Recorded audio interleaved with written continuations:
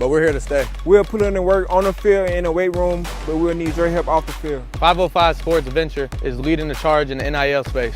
And you can be part of it. You make my heart better. Shorty, she better than all my intentions.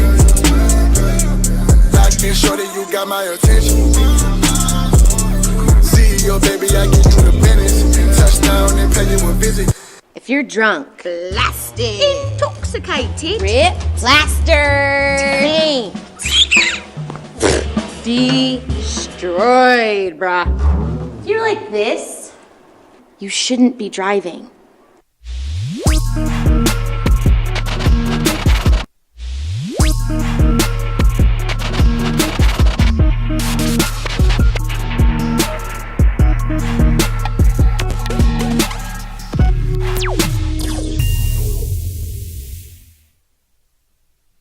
We would like to thank the following sponsors for making this broadcast possible.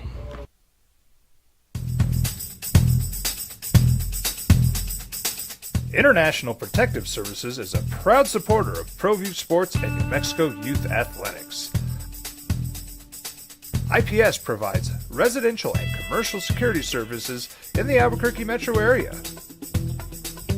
For more info, please call 505-897-2420 or visit internationalprotectiveservice.com.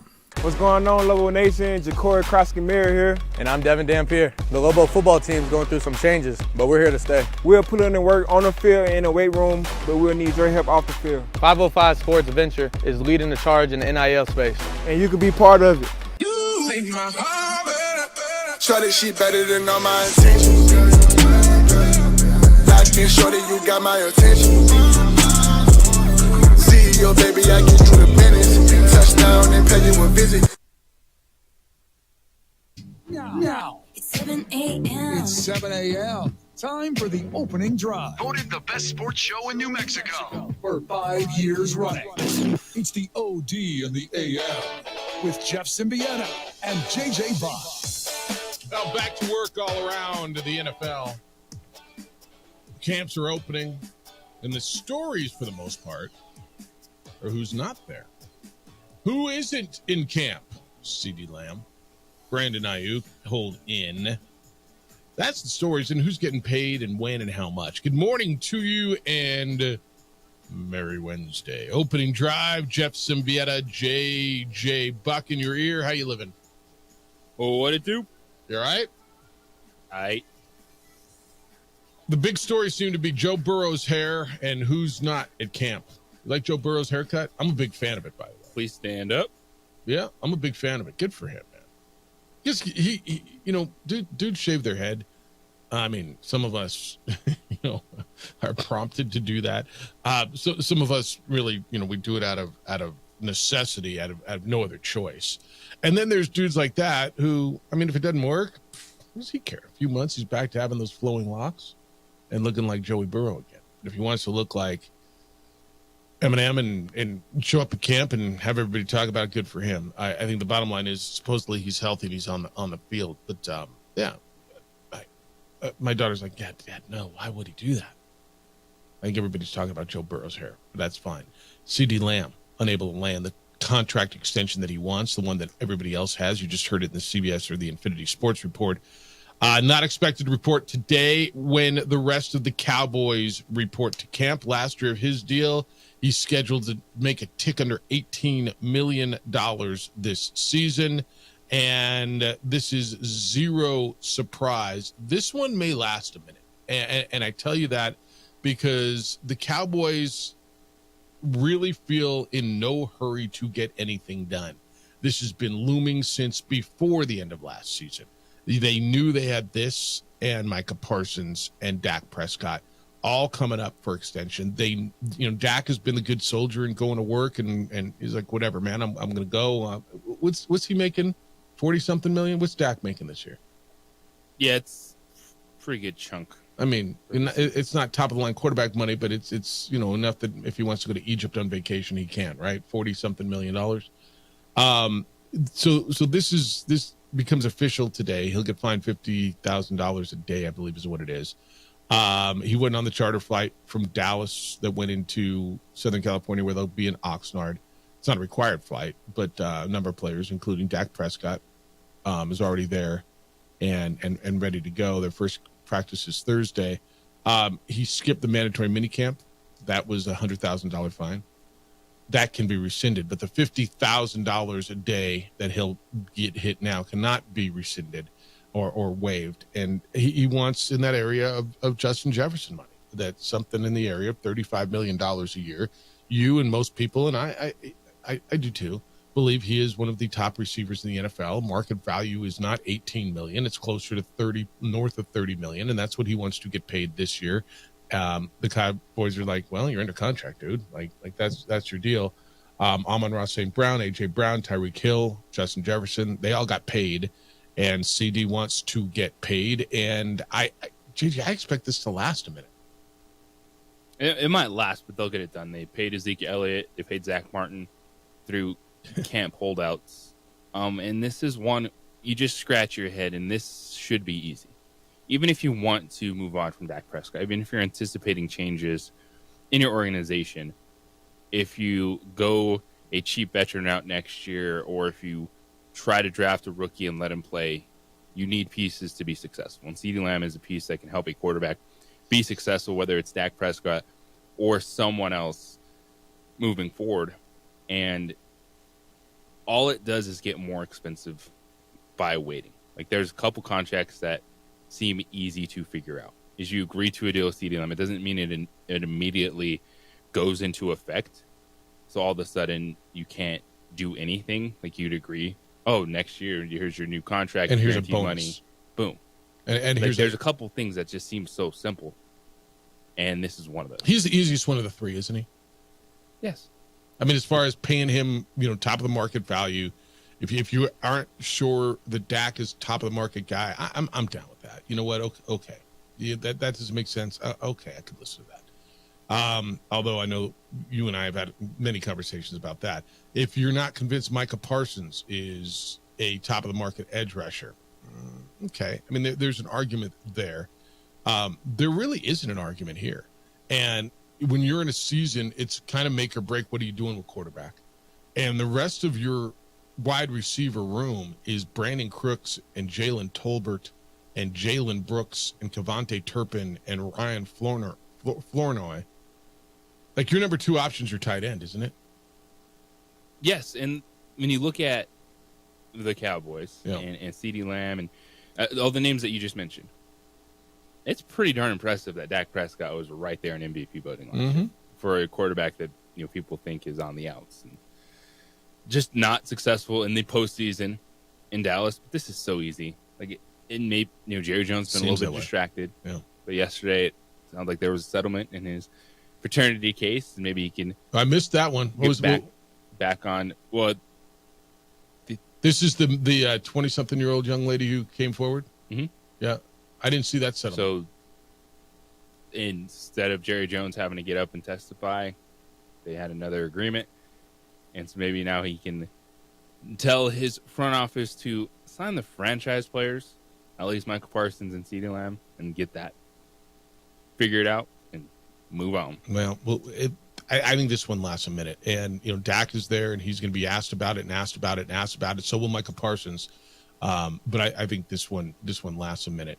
One other note, and I don't know what's going on, man. This is two really good New Mexico Bowl alums who retired kind of in their prime suddenly this week. Shaquille Barrett, the former Colorado State star and two-time Super Bowl champion, announced his retirement at 31 years old earlier this week. Colorado State guy. And now Michael Gallup, another Colorado State guy, former wide receiver for the Cowboys, who signed a one-year contract worth up to $3 million with the Raiders, announced that he is retiring the day before that they opened camp. He participated in OTAs. He was at minicamp in the offseason. He's a 6-year NFL veteran. He's caught 21 touchdowns in his career for the Cowboys. And he announced abruptly, look, he's had a lot of injuries, and I had a really brief encounter when he was here with Michael Gallup, and I liked him. And he had, remember that game they lost to Marshall? Do you remember that one-handed catch he had on the far sideline on the last drive? I'll pull it up for you. It was insane. On their last drive, where they ended up losing, I think it was 24-21 in that game. But that one, I saw that headline this morning, and I'm like, wow. I mean, not like an earthquake of news, but just kind of one where, wow, Michael Gallup was a good NFL receiver, probably had 3-4 years left to make some money, and surprised that he just shut it down at 28 years old. You never know how someone's feeling, right? Where they're at, family life, all those things, but it's a pretty solid career for Michael Gallup. What he did in Dallas and 2 really good years at Colorado State. Yeah, totally agree. All right, Matthew Stafford, the Rams quarterback, is in camp. He reported after the team adjusted his contract. He wanted more money. He wanted more guaranteed money. He was due to make $31 million. Remember when that was a lot of money for a quarterback? $31 million is base salary on the 4-year, $160 million deal that he signed with the Rams back. It was so that's 40, it was average of $40 million. So he's got 3 years left on his contract, but only $15 million of his $27 million salary in 2025, and none of the $26 million due the next year were guaranteed. So while they didn't get into the specifics of the adjusted contract, the Rams, and it will come out, Sean McVay, their head coach, said it was not an extension. In his words, there was a lot of great dialogue between the sides that was ultimately geared towards finding a solution that really suits our team, but also accommodates some of the things that represent Matthew's worth for us. And we feel like we were able to do that. And so that was always the goal in mind and where we're at, and we're excited about that. And quote Sean McVay. This was something that you were talking about, and this isn't a top of the market guy, but this is a next shelf down, don't you think? I mean, do you put him on a value with a Josh Allen, Joe Burrow? This guy did win a Super Bowl. This guy did turn a franchise around. This guy's a veteran. He's not at that point in time. I think Matthew Stafford and the Rams don't understand he's not getting a $250 million deal. That's right. The long term. Yeah. You're looking at the window right now. And Matthew Stafford gives you the ability to compete at the highest level offensively in the NFL. This is an interesting quote. And I always wonder about lingering scar tissue after negotiations, right? Both sides dig in. It's business. And then somehow you come to a deal. And what did they tell you about divorce? Well, you probably haven't been there yet. I mean, you haven't been there. I didn't mean to say yet. But if everybody feels like they got screwed, then it was a good deal, right? If everybody hates the deal. And I always wonder about these deals because you got both sides dug in. The player wants this. The team's like, well, this is all I got. And then they got to come together and hug and work together and be married again. And part of what Matthew Stafford says is, I'm relieved that it got done. And I think in the manner at which it occurred was also healthy for everybody involved. And ultimately, I'm excited for this team. And I know that's word salad in some respect, but it's word salad that I don't hear very often coming out of these negotiations. And the manner in which it got done, and the head coach said it was healthy dialogue. I don't know if that means better team chemistry and they're going to be any better on a third down in San Francisco in October. But I don't hear that often. You know what I mean? And don't you always wonder, these long negotiations, CeeDee Lamb's going to hold out and he's pissed off and Jerry's in his spot. And when they come together in early September and have to hug, are there lingering animosities? You know what I'm saying? That's part of being human. Yeah. But I will say, as a professional athlete, if it ends with you getting your money, a chunk of money, like I don't want to hear that you're upset. Like, because what are you waiting for? Yeah. I mean, what are you upset about? Like, that's part of the business. You go back and forth. Not everyone gets exactly what they want. Like, and when if they ultimately hand you, all right, we've narrowed down. We're gonna settle on this figure. Here's your giant check of guaranteed money. But now I'm gonna be upset and feel like you don't want me. Okay, then don't sign it, man. Like, yeah. It was like when Paul George left the Clippers because they only offered him $40 million a year, and he was insulted. I mean, insult the hell out of me. You know what I'm saying? Yeah, there's somewhere you're a human being, and we all go through it in life. But if it ends with you getting what you a want. contract extension with nice money, but it might not be what you want. You didn't get your $50 million. You only got $45 million a year. That's where I'm the one that I always say they live in a different world, and there's no reason as a fan you should actually really get upset about any of this. But when I'm looking at a player, when it's all said and done, and if you got your money, then I don't want to hear that there's problems. Same planet, different world, man. It is. And ultimately, I think you at 36 or whatever Matthew Stafford is, I think he's well accustomed to the business side. And as much as CeeDee Lamb or anybody else who are in their mid to young 20s want to say, well, I know it's a business. I think sometimes you have to learn it's a business. People can tell you it's a business. They can tell you all they want. But when you go through one of these negotiations at that level, then you start to realize what it means. Like words are one thing and experience is another. And I think you start to figure it out. There's a lot more NFL stuff to do, including the report that the Niners offered Bill Belichick basically whatever he wanted to come in, and you can do whatever you want. I want to get through that. What does that mean? We got New Mexico State's head coach Tony Sanchez talking about expectations at Conference USA Media Day yesterday. Aggie fan, what are your expectations? Does the program now, after 2 straight bowl years, have different expectations? We're going to get there. We good with Ken Niumatalolo at 9 o'clock. We'll listen to. I think you're going to enjoy this. San Jose State's new head coach is a name and a face that you'll recognize. He was at Navy for a lot of years. Went to 8 bowl games. The program at San Jose State's been to 7 in their history. Ken Niumatalolo is the new head coach up there. His son played collegiate football for Bronco Mendenhall. And he talks about what you are getting as a head coach. I think you'll be interested in that. We'll do that coming up at 9 o'clock here on the Sports Animal. 505-246-0610. Those are the phone numbers if you want to get in. 505-246-0610. Emails Jeff at sportsanimалabq.com. JJ at sportsanimалabq.com. You can send text to 505-246-0610. Watch us on the Facebook, the OD and the AM. Adrian's producing on ProView Networks, Comcast, or Xfinity, channel 26 throughout the state of New Mexico. Hey, what are you doing about home security or business security? I use IPS. My neighbors use IPS. You've seen IPS, International Protective Service, at retail outlets all around town. International Protective Service protects what you've worked so hard to build. Don't be the victim of a break-in, and be proactive. Don't wait until something happens to make the call. IPS has officers all over town, strategically placed. And so if something happens, if your alarm goes off, they respond within 7 minutes or less. Police just don't have enough officers to respond to all the calls that they get. IPS has those officers in Santa Fe and in Albuquerque. Often they catch criminals. In the act, they detain them. They call the police to come pick them up. They also provide standing guards if you need eyes on your property around the clock. And IPS will install alarms and camera systems, and they've got a state-of-the-art facility to monitor those cameras 24/7. It raises the level of security. It's a quick response to your alarm, and they're watching your home when you're away, not the bad guys. They're watching your home when you're on summer vacation. They'll pick up that package that was left on the porch, or mail, or newspapers that are delivered if you need that. Look, you can't prevent it all, but if you got no protection, you're much more likely to be victimized. The number is 505-897-2420. 505-897-2420.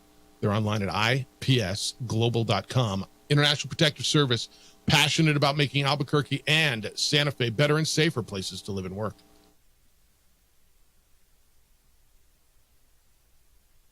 We would like to thank the following sponsors for making this broadcast possible.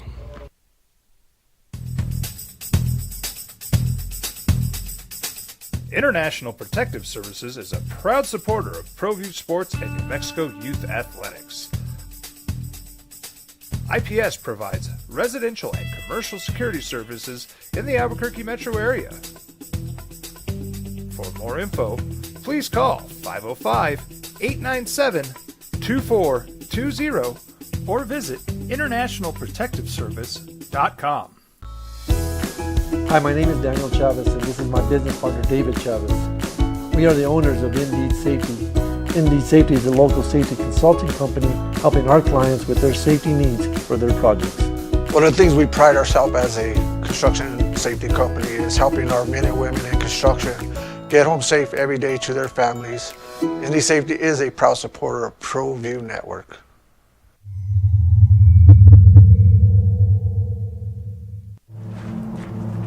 Young driver, this one. Hard to get her out. She'd been drinking. This one, Both of them, gone. They'd been drinking, and he drove clear off the road.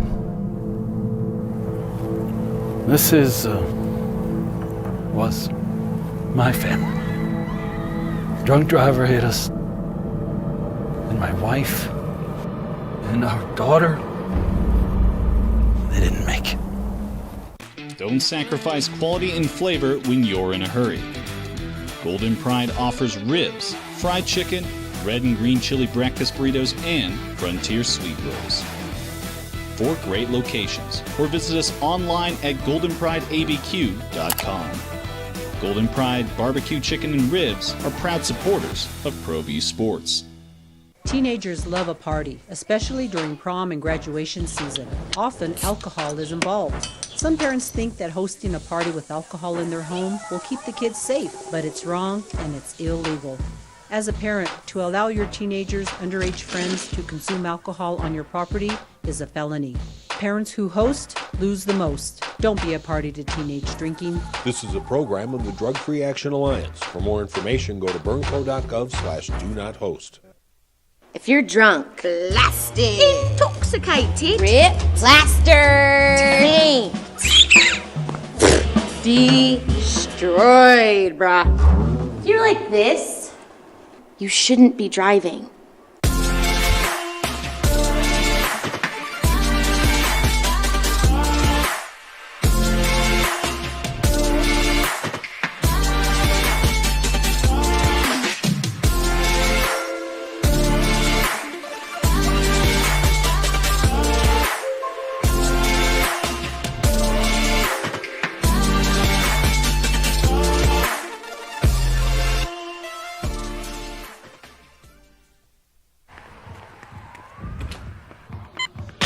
These are more than just the sounds of a safe place to go after school. These are the sounds of interest being ignited and of mentors making an impact. At Boys and Girls Clubs, we don't do just one thing. We do whatever it takes to meet the needs of every kid who comes through those doors. Because whatever it takes is what it takes to build great futures. Great futures start here. Hi, I'm Steve Stucker here for Dr. Robert Melendez and the Juliet Eye Institute. You may remember me like this, but no more. The glasses are gone. I tossed them months ago because of a brand new procedure from Dr. Melendez known as RLE, Refractive Lens Exchange. The latest technology, the best eyesight I've ever had in my life, and you can check it out by clicking on the link in the description right here. We would like to thank the following sponsors for making this broadcast possible. If you're drunk, blasted, intoxicated, rip, plastered, destroyed, brah. If you're like this, you shouldn't be driving. I ate a salad, JJ. I had one of those tri-tip sandwiches upstairs. I mean, salads. Addie had the sandwich. I had the salad. It was pretty good. They lost on a 9th inning home run. I'm looking through this story, and I don't see anything on the hot dogs. There's a lot of notes in here. I don't see anything on the dollar hot dogs. Opening drive, 505-246-0610. Lenny, do you do dollar hot dog night? It used to be 50-cent hot dog night? I actually gave my tickets to a friend. I tried that event a couple of years ago, and I paid for it. Yeah, no, that's when it was 50 cents. You pay way more than 50 cents a hot dog worth of paying. And I ate 12 hot dogs that night. Well, that's on you, dude.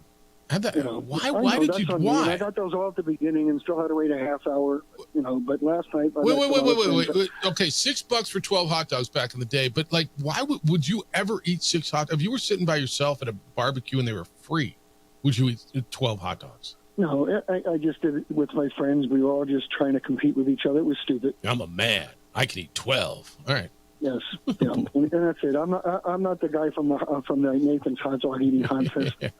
Yeah, you're no Joey Chestnut. You're simply Lenny. Yeah, and it's fun if you want to do it, but you got to do it in short moderation. Get the few cheap ones and move on, enjoy the game. All right then. So I'm going to give you a couple of quick predictions and then talk about the Dallas Cowboys. Yeah, go. men's basketball team doesn't win the gold medal. Okay. Because of the fact that they don't have Durant, they don't have Kawhi Leonard, and they don't have continuity. I think the first two aren't as vital as the last one. I wonder about the continuity. I mean, there's really good players on that team. I don't know if Durant's going to play or not. And I don't think. Well, if Durant plays, he's only going to ruin his season. And to me, LeBron playing as much as he wants to play for the Olympic team is going to hurt him next season. It's interesting too. That will be interesting to see how that plays out. I got a thought on Durant. Go ahead. So now let's go to the three-headed monster that's the ruination of the Dallas Cowboys, Jerry Jones. Okay. You're supposed to have a capologist and some good math and statisticians on your team, knowing years in advance how much you need to spend on your cap. Correct. And how to modify the contracts. Okay. So you knew years ago, once Lamb started hitting those numbers, what you're going to have to pay him. He's going to have to get $35 million a year, $175 million contract with probably $120 guaranteed. All right. Now you got Prescott. You did this song and dance with him 4 years ago. That's correct. Then he got hurt, and he came back and he rubbed it in your face. Then you had him sign a contract that said no trade, no franchise tag. So now he's in the driver's seat. You've made no offers to him. Correct. You know he's going to have to get a $60 million a year, $300 million contract, $200 million guarantee. Does he have to? I mean, and again, it's going to be in that ballpark. There's 11 teams next year. Right now, there's 11 teams that need quarterbacks. Yes. If he goes out, now the flip side to all this, if Dak gets hurt, depending on the severity of the injury, like Rodgers had last year, then he loses some money. Age 34, having an injury, if he comes back, is going to deplete his chances for a big contract. So he's playing against himself. Yeah, no, he's betting on himself, and he knows that next year, if he hits the market, Seattle or Las Vegas or New Orleans or the Giants, in Denver. No offense to anyone who likes him. Right, the Giants. There's enough teams out there that will throw money to That's Dak. correct. Even if he doesn't win a playoff games, but he throws with the receiving core he has, 4,200 yards. 32 to 34 Somebody will get desperate. 10 interceptions. Oh, that's right. You know, and last year the Cowboys had a top 5 offense, top 5 defense. So the defense is going to keep them in games, just like it will with the Jets. But you got to worry. He's looking over his shoulder. And then on top of it, I've never seen a team play with a lame duck coach. Yeah, you have. But well, we have, but not to the extent of this team is. Jerry's supposed to be going all in, but you don't do anything with your top 3 players and your coach. Yeah, he's not all in on anything right now. I mean, as much as Jerry says he's all in, he's afraid to go all in. To your point, his coach is on the last year of his deal. His quarterback is on the last year of his deal. He's got a franchise receiver and a franchise edge rusher, and he's not gone all in on anybody.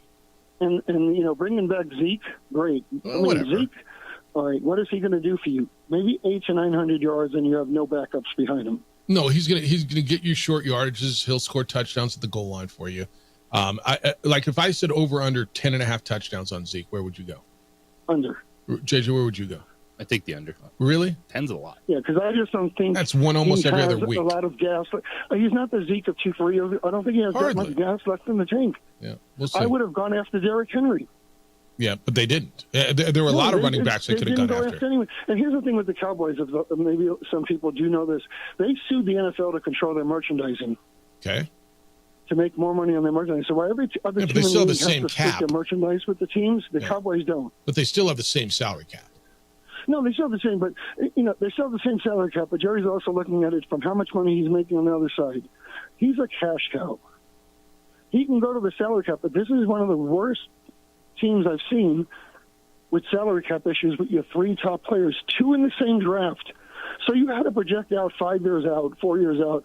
If these players hit home runs, you should have started projecting out what you needed to do with You're them. right, and that's why they're in this situation. No, you're right. All right, man. You know, Lamb is sitting out, Prescott's not.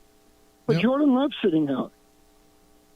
Now, is Prescott waiting to see if Jordan Love gets his $58 to $60 million a year contract? Because that's what Jordan Love's going to probably end up getting. Prescott's not sitting out for anything. He hasn't been offered a deal. It's not like he's turned down a big deal. He's not sitting out for anything. In fact, he's at camp and he's working on his contract. Jordan Love's going to get his deal, and Prescott's going to be a beneficiary of it. He's not sitting out for anything. But then Prescott has to say, you know what? I'm sitting out until I get my money. But he's not. All right, man. It's always good. Appreciate you. You both have a good one. See you. I had great points there. And you know, he says, Jerry says, I'm all in. I'm all in. He's not, though. He's not all in. Not all in on anything. Yeah, that was a swing and a miss in the comments the offseason. Yeah. All right. I got to take this break. He brought something up, and I want to get into this. 505-246-0610. He said the U.S. Olympic team will not win the gold medal. Okay. Bold statement. I would still tell you the odds are that they will. I got some thoughts, though, on Kevin Durant. And is Steve Kerr, the head coach, and his previous experience with Kevin Durant playing a part in Durant not playing and really being cautious with that injury? And I'll explain to you what I mean and let you think your way through it when we come back. On the opening drive on 95.9 FM and AM 610, the Sports Animal.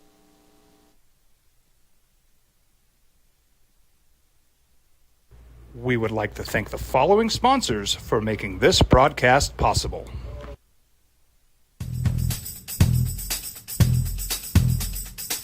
International Protective Services is a proud supporter of ProView Sports and New Mexico Youth Athletics.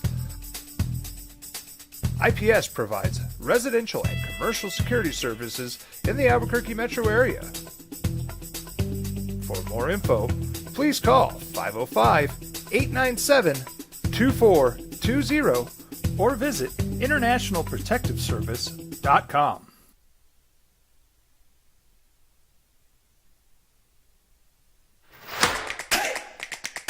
Albuquerque's leader in sports is ProView. From pros to prep, all your favorite action.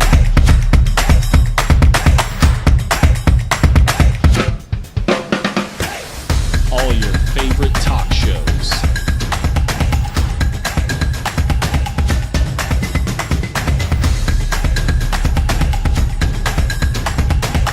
Find it on ProView Networks. What's going on, Lobo Nation? Ja'Cory Krosky-Miller here. And I'm Devin Dampier. The Lobo football team is going through some changes, but we're here to stay. We'll put in the work on the field and in the weight room, but we'll need your help off the field. 505 Sports Venture is leading the charge in the NIL space. And you can be part of it. You make my heart better. Try this shit better than all my intentions. Locked in, shorty, you got my attention. CEO, baby, I get you the business. Touchdown and pay you a visit. These are more than just the sounds of a safe place to go after school. These are the sounds of interest being ignited and of mentors making an impact. At Boys and Girls Clubs, we don't do just one thing. We do whatever it takes to meet the needs of every kid who comes through those doors. Because whatever it takes is what it takes to build great futures. Great futures start here.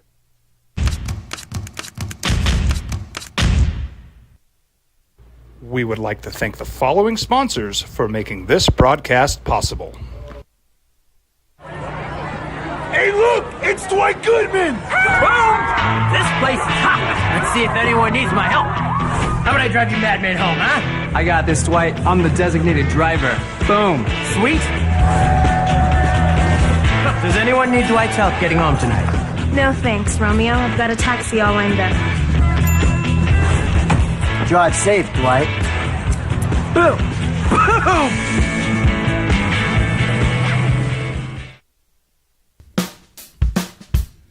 Well, I'm going to the frontier, walk up to the cashier, order up a root beer and a number one. Cover it with green stuff, one scoop is not enough. Find a booth is real tough, back by the Duke. Meet my family, meet my friends in the quirkiest restaurant I have ever been. All of Albuquerque's favorite spot, it's the Frontier Restaurant. The Frontier Restaurant is a proud supporter of ProView Networks. Don't sacrifice quality and flavor when you're in a hurry. Golden Pride offers ribs, fried chicken, red and green chili breakfast burritos, and Frontier sweet rolls. 4 great locations, or visit us online at goldenprideabq.com. Golden Pride Barbecue Chicken and Ribs are proud supporters of ProView Sports.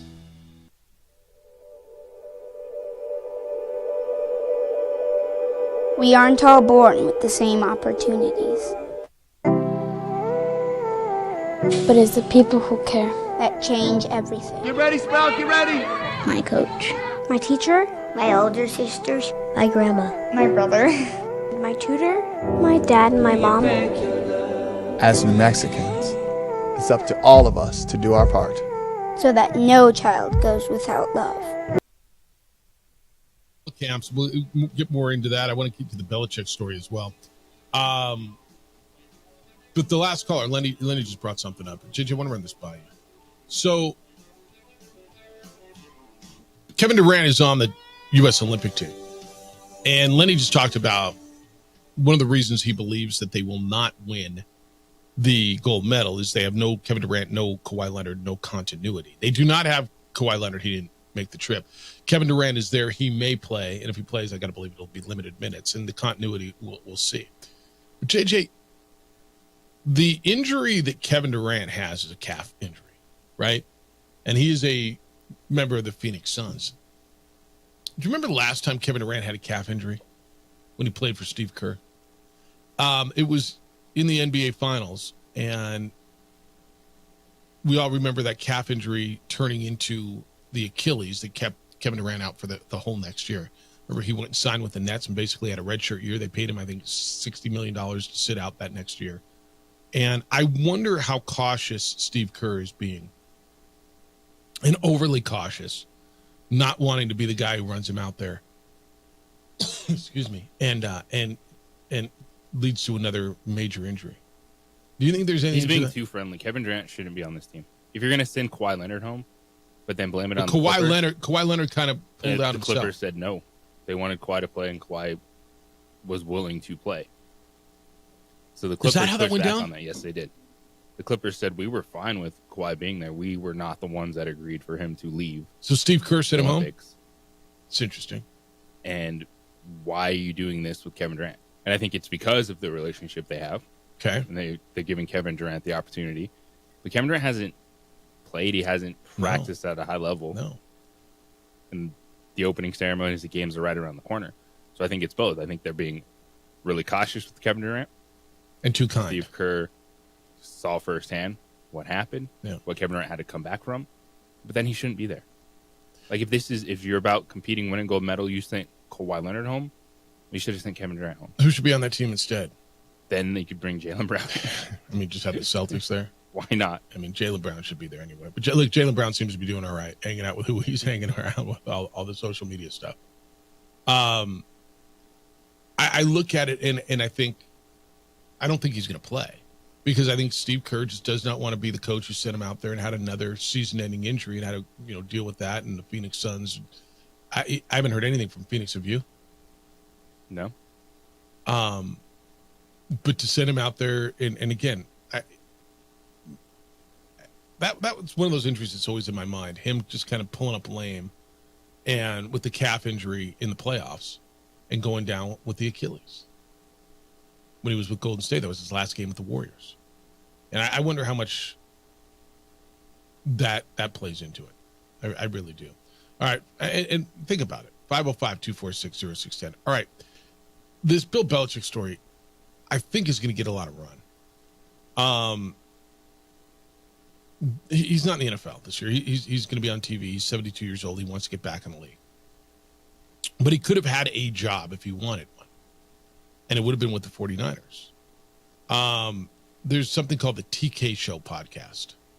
And Kyle Shanahan, who is the head coach of the 49ers, on that podcast said that he called Bill Belichick and offered Belichick a job. So Shanahan was asked straight up, have you talked to Belichick about a role with the team? And the response was, I did. I threw it out to him. He loves football so much that you never know. I know he just loves ball in its simplest form. So I threw it out to him, whatever he wanted to do, end quote. Shanahan said that he was hoping that Bill Belichick might be interested in the defensive coordinator job. That was open when Steve Wilkes was fired. Belichick wanted that head coaching job, remember, in Atlanta. And Shanahan said, I was like, would you be interested? And he was very nice and appreciative, but he politely turned me down. End quote. What do you make of all that? Belichick just wants to be a head coach, right? There's a bit of that. I also think Bill Belichick is aware enough that even if he was, brought in and be an advisor, do whatever he wants. Let's just say something happens and the 49ers are 1-3. Then the whole story is going to be like Bill Belichick should just take over and coach. Well, but if you coach in fear of that, then why ever get into it, right? I mean, honestly, if you're... No, I'm saying maybe Bill didn't want to be a part of that. Of going in there and then a slow start and then the entire story with the 49ers is, well, you should be the head coach. I see. It's kind of like when Rocky was here with Danny and everybody wanted Rocky. It doesn't matter what was happening. It's like, Rocky, you should just be the coach. Right. Yeah, but okay. Because if you want to be a head coach and you understand that opportunity is not there,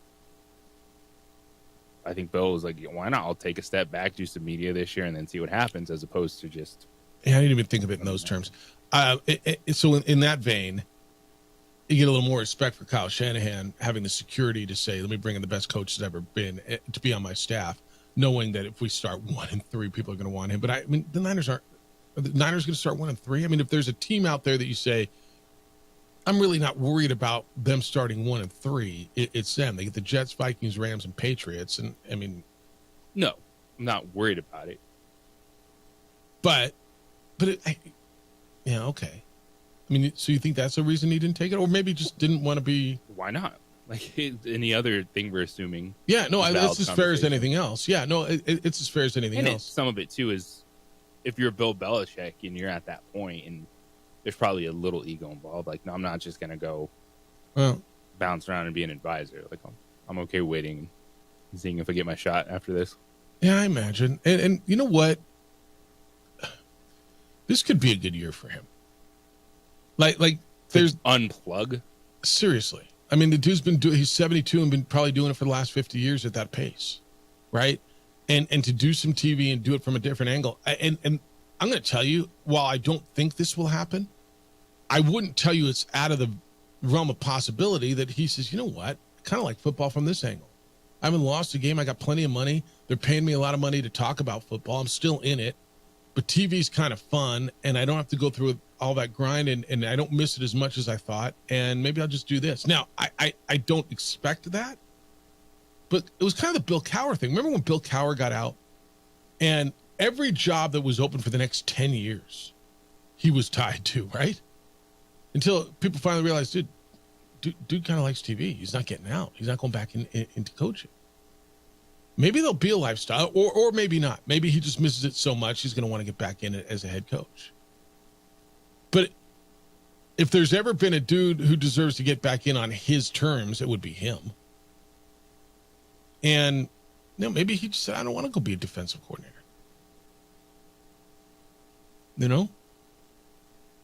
Now, I can't believe that he loves all that goes with being a head coach. Or maybe he does. Like, he looks miserable at every press conference that he's required to do 3 times a week. But maybe he really loves that mess. Maybe he loves putting on that Bill Belichick persona and going out and being Uncle Grumpy. We're on to Cincinnati. I think when you see him not in that mode, I think he's fine. Yes. Like, I think it's you. Just like you play the game on the field, he plays the game off the field, media-wise. But I don't think that would turn him off from wanting to get back to being a head coach. Yeah, maybe. I found the headline interesting, and I found it interesting. I give Kyle Shanahan a lot of credit for, and you can say, Jeff, it's the most obvious thing. Bill Belichick's out there. You got a defensive coordinator job. Call him and offer it to him. Duh. But, man, you better be pretty damn secure with who you are. Right? To your point, there's the best head coach in the history of the game sitting behind you, and if you stumble, people are going to be saying you need to get out, and that guy should be the head coach. You better be pretty damn secure with who you are. I believe Kyle Shanahan is very secure. 100%. And I would have done the same thing. I just see it all the time in college football. Why the heck not try it in the NFL? Yeah. All right. 505-246-0610. Niner fan, I know you're out there. Cowboy fan, hearing from you. I got a bunch of Cowboy correspondence to let you know about when we get back. 505-246-0610 is how to get in here. There's another running back, Alvin Kamara. Is he going to hold out? The holdouts with the story as we open up. And, if you want to get in on Joe Burrow's haircut, you're certainly welcome to. Who am I to comment on another man's hair? It's the opening drive on 95.9 FM and AM 610, the sports animal. We would like to thank the following sponsors for making this broadcast possible.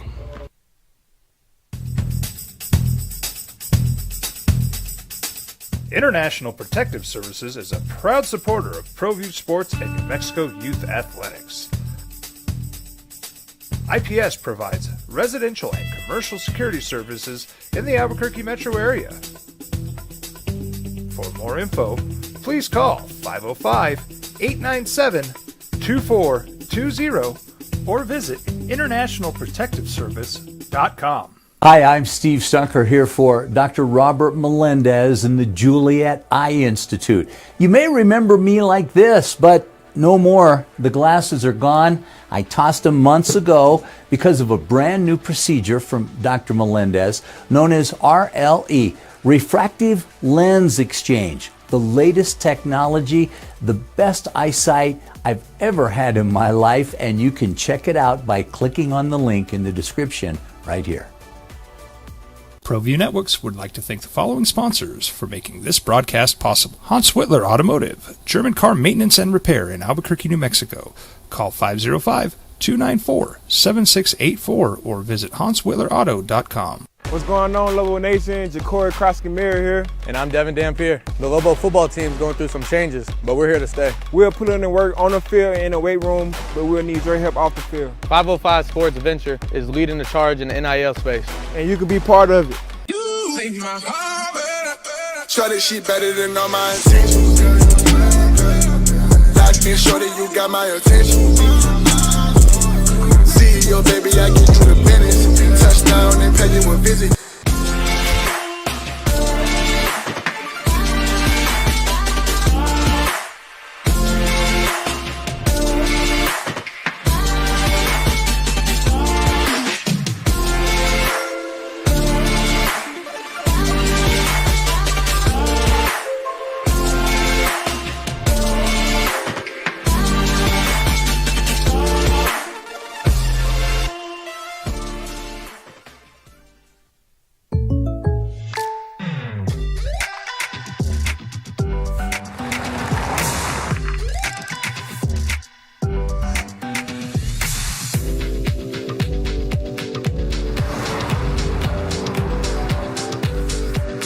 Your surprisingly great rates? Contact your local State Farm agent today.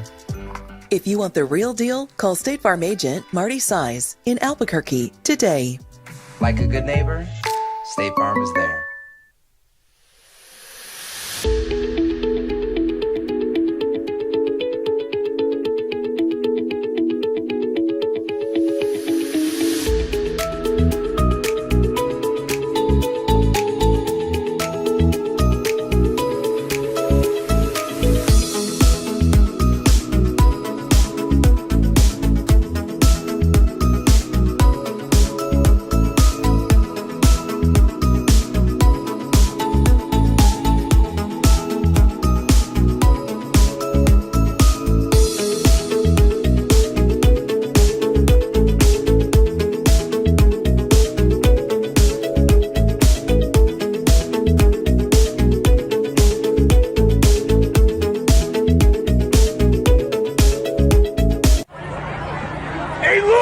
Dwight Goodman! Boom!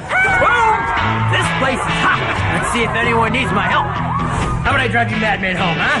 I got this, Dwight. I'm the designated driver. Boom. Sweet. Does anyone need Dwight's help getting home tonight? No thanks, Romeo. I've got a taxi all lined up. Drive safe, Dwight. Boom! Boom!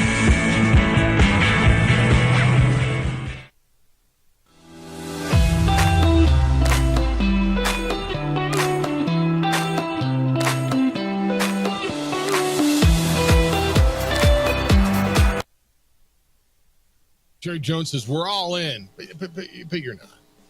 I mean, you're not. You didn't sign your quarterback. You didn't sign your wide receiver. You didn't sign your defensive end. Yeah, I get it. They all need top of the market money, but that's what all in means. Your head coach is a lame duck. If you don't believe in him, that's cool. Then what are they doing there? And what does all in really mean? Omar says, in the Dallas Cowboys for years, Omar has said the NFL's most outstanding organization doesn't need to pay top dollars. It's all about the system Coach Jones has put together. Just need guys that are serviceable to plug in, and they will shine in Coach Jones's system. No, they won't. I mean, when does that happen? 20, how many years? I mean, come on. You guys, you drafted well. Now it's time to pay the bills. Dan says, Lobo football equals Dallas Cowboys, ? Jeffrey, Juan Jose.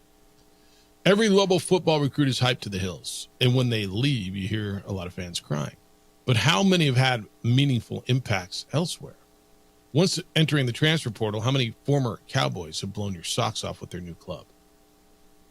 I don't know. Amari Cooper's been pretty good when he went over to Cleveland, right? I mean, there's always guys in the NFL that go somewhere else and are pretty good. Who got away that was really good? There's dudes all over the league. But it's an interesting way to look at it. Now, Lobo football has lost some players that have been pretty good. I don't even know if they're all hyped anymore when they come in. I saw a list, but I didn't see a lot of hype for the 60-plus new Lobo football players who are opening camp tomorrow, by the way. I mean, I don't know what the hype really means to you when it comes to that. No, man. 505-246-0610 if you want to get in on the phone or on the text. New Orleans has a little holdout issue, maybe or maybe not. Alvin Kamara, although their coach Dennis Allen says he expects Alvin Kamara to be there when they open practice tomorrow. What's today? Wednesday? This morning. Now, Chris Olave is something to keep an eye on non-football injury list last week. And their defensive end, Chase Young, who's recovering from an offseason neck procedure. They're expected to practice in some fashion on Wednesday. But Kamara participated in 2 practices in the offseason. Then he left the final practice of mandatory minicamp. He wants to get paid. He's chasing the last one. He's 29. And he remains the only major contract the Saints didn't restructure. So his salary cap figure this year is $18.5 million. That doesn't mean that's what he's getting, right? 29-year-old running back looking for an extended deal probably isn't going to happen. I'm just going to tell you that right now. Yeah. Their concern would be adjusting it because the way they structured it, the cap hit is 18 this year, then 29 million next year. Yeah. So they do need to rework something to bring that number down. $22.4 million non-guaranteed base salary for him. And the magic number on running backs is 30 years old. He's 29. Their GM, Mickey Loomis, said, one thing you have to understand, and we have to understand, is that I'm going to be conservative here. I'd say 50% of our organization, players, coaches, administrators, scouts, feel like they are underpaid, right? And believe they deserve and want more money.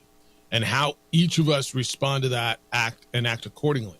Listen, it's just, that's a personal issue. And so I appreciate that he's here. That was the quote. And he's not wrong. You, me, Clark, salespeople, probably all think we're worth a little more than we're getting, right? It's probably the same thing in an NFL locker room, in an NFL building. Scouts probably think, I mean, dude over the other place getting more. And then there's only so much that the bosses can give you. And I understand that part of it. That's the business part of it that you got to go through. Kamara's going to be interesting because take a look at their roster. And I don't know what the Olave situation is going to be long term, but I'm looking at a quarterback who, at this point, I don't know, serviceable to good. I mean, how do you rate Derek Carr? Oh, serviceable is such a good word for Derek Carr. Serviceable to good? Or you're not willing to go to good? It's good. Okay, that's where I am. Yes. I thought Rashid Shaheed was really good last year. You feel like they've got good receivers before Lavi's there. Juwan Johnson was the tight end that DC loved last year. That was his love. He just loved him. I don't know what they are defensively. That's a team, man. And you've said this a number of times. What is New Orleans? Like, you got kind of an idea on almost everybody. You know, if this happens, if that, what is New Orleans? They're a team that they keep their fingers crossed that they're still going to be able to play defense at that level. They were good defensively for a minute. And hope that Tampa Bay and Atlanta don't take steps forward so they can be in that 8-9 win mix to win the division. Just like it was the last 2 years.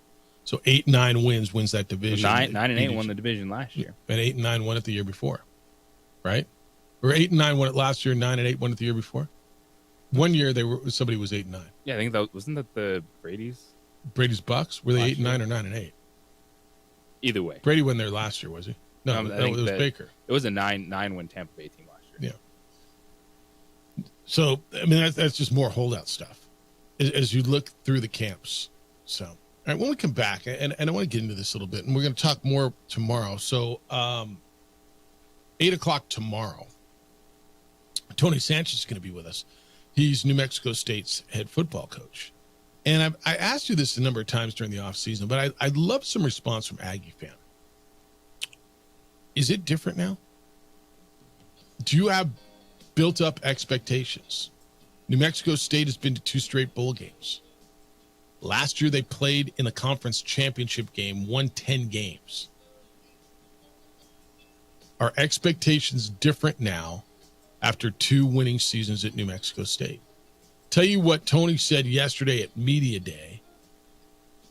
Want your thoughts. Certainly, we've got thoughts as New Mexico State gets set to open camp, coming fresh off of Conference USA Media Day. We'll talk with Tony about it tomorrow at 8 o'clock. With a new head coach, second year in the league,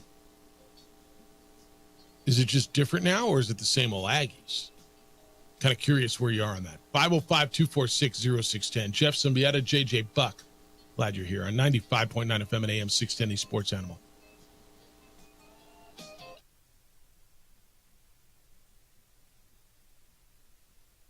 We would like to thank the following sponsors for making this broadcast possible.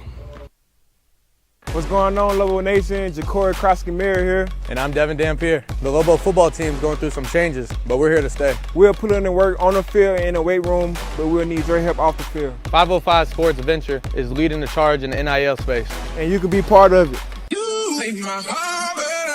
Shorty, she better than all my intentions.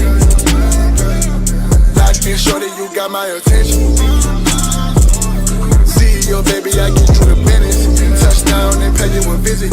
ProView Networks would like to thank the following sponsors for making this broadcast possible. Hans Whitler Automotive, German car maintenance and repair in Albuquerque, New Mexico. Call 505-294-7684 or visit hanswhitlerauto.com. If you're drunk, blasted, intoxicated, ripped, plastered, destroyed, bruh. If you're like this, you shouldn't be driving. Well, I'm going to the frontier, walking to the cashier, order up a root beer and a number 1. Cover it with green stuff, 1 scoop is not enough. Find a booth is real tough, back by the Duke. Meet my family, meet my friends in the quirkiest restaurant I have ever been. All of Albuquerque's favorite spot, it's the Frontier Restaurant.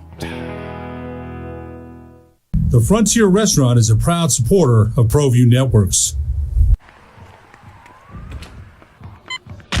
These are more than just the sounds of a safe place to go after school. These are the sounds of interest being ignited and of mentors making an impact. At Boys and Girls Clubs, we don't do just one thing. We do whatever it takes to meet the needs of every kid who comes through those doors. Because whatever it takes is what it takes to build great futures. Great futures start here. Don't sacrifice quality and flavor when you're in a hurry. Golden Pride offers ribs, fried chicken, red and green chili breakfast burritos, and Frontier sweet rolls. 4 great locations, or visit us online at goldenprideabq.com. Golden Pride Barbecue Chicken and Ribs are proud supporters of ProView Sports.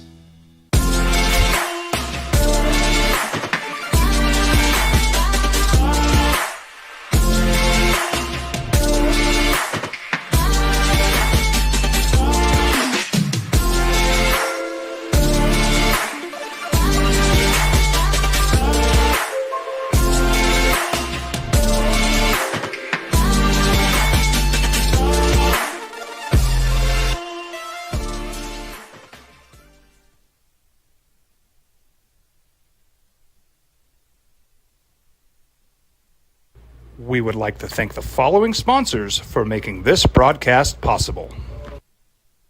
What's going on, Lobo Nation? Ja'Cory Krosky-Miller here. And I'm Devin Dampier. The Lobo football team is going through some changes, but we're here to stay. We'll put in the work on the field and in the weight room, but we'll need your help off the field. 505 Sports Venture is leading the charge in the NIL space. And you can be part of it.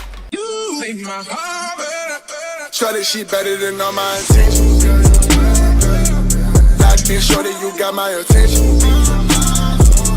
See your baby, I get you the business. Touchdown and pay you a visit. Hi, my name is Daniel Chavez, and this is my business partner, David Chavez. We are the owners of Indeed Safety. Indeed Safety is a local safety consulting company helping our clients with their safety needs for their projects. One of the things we pride ourselves as a construction safety company is helping our men and women in construction get home safe every day to their families. Indeed Safety is a proud supporter of ProView Network.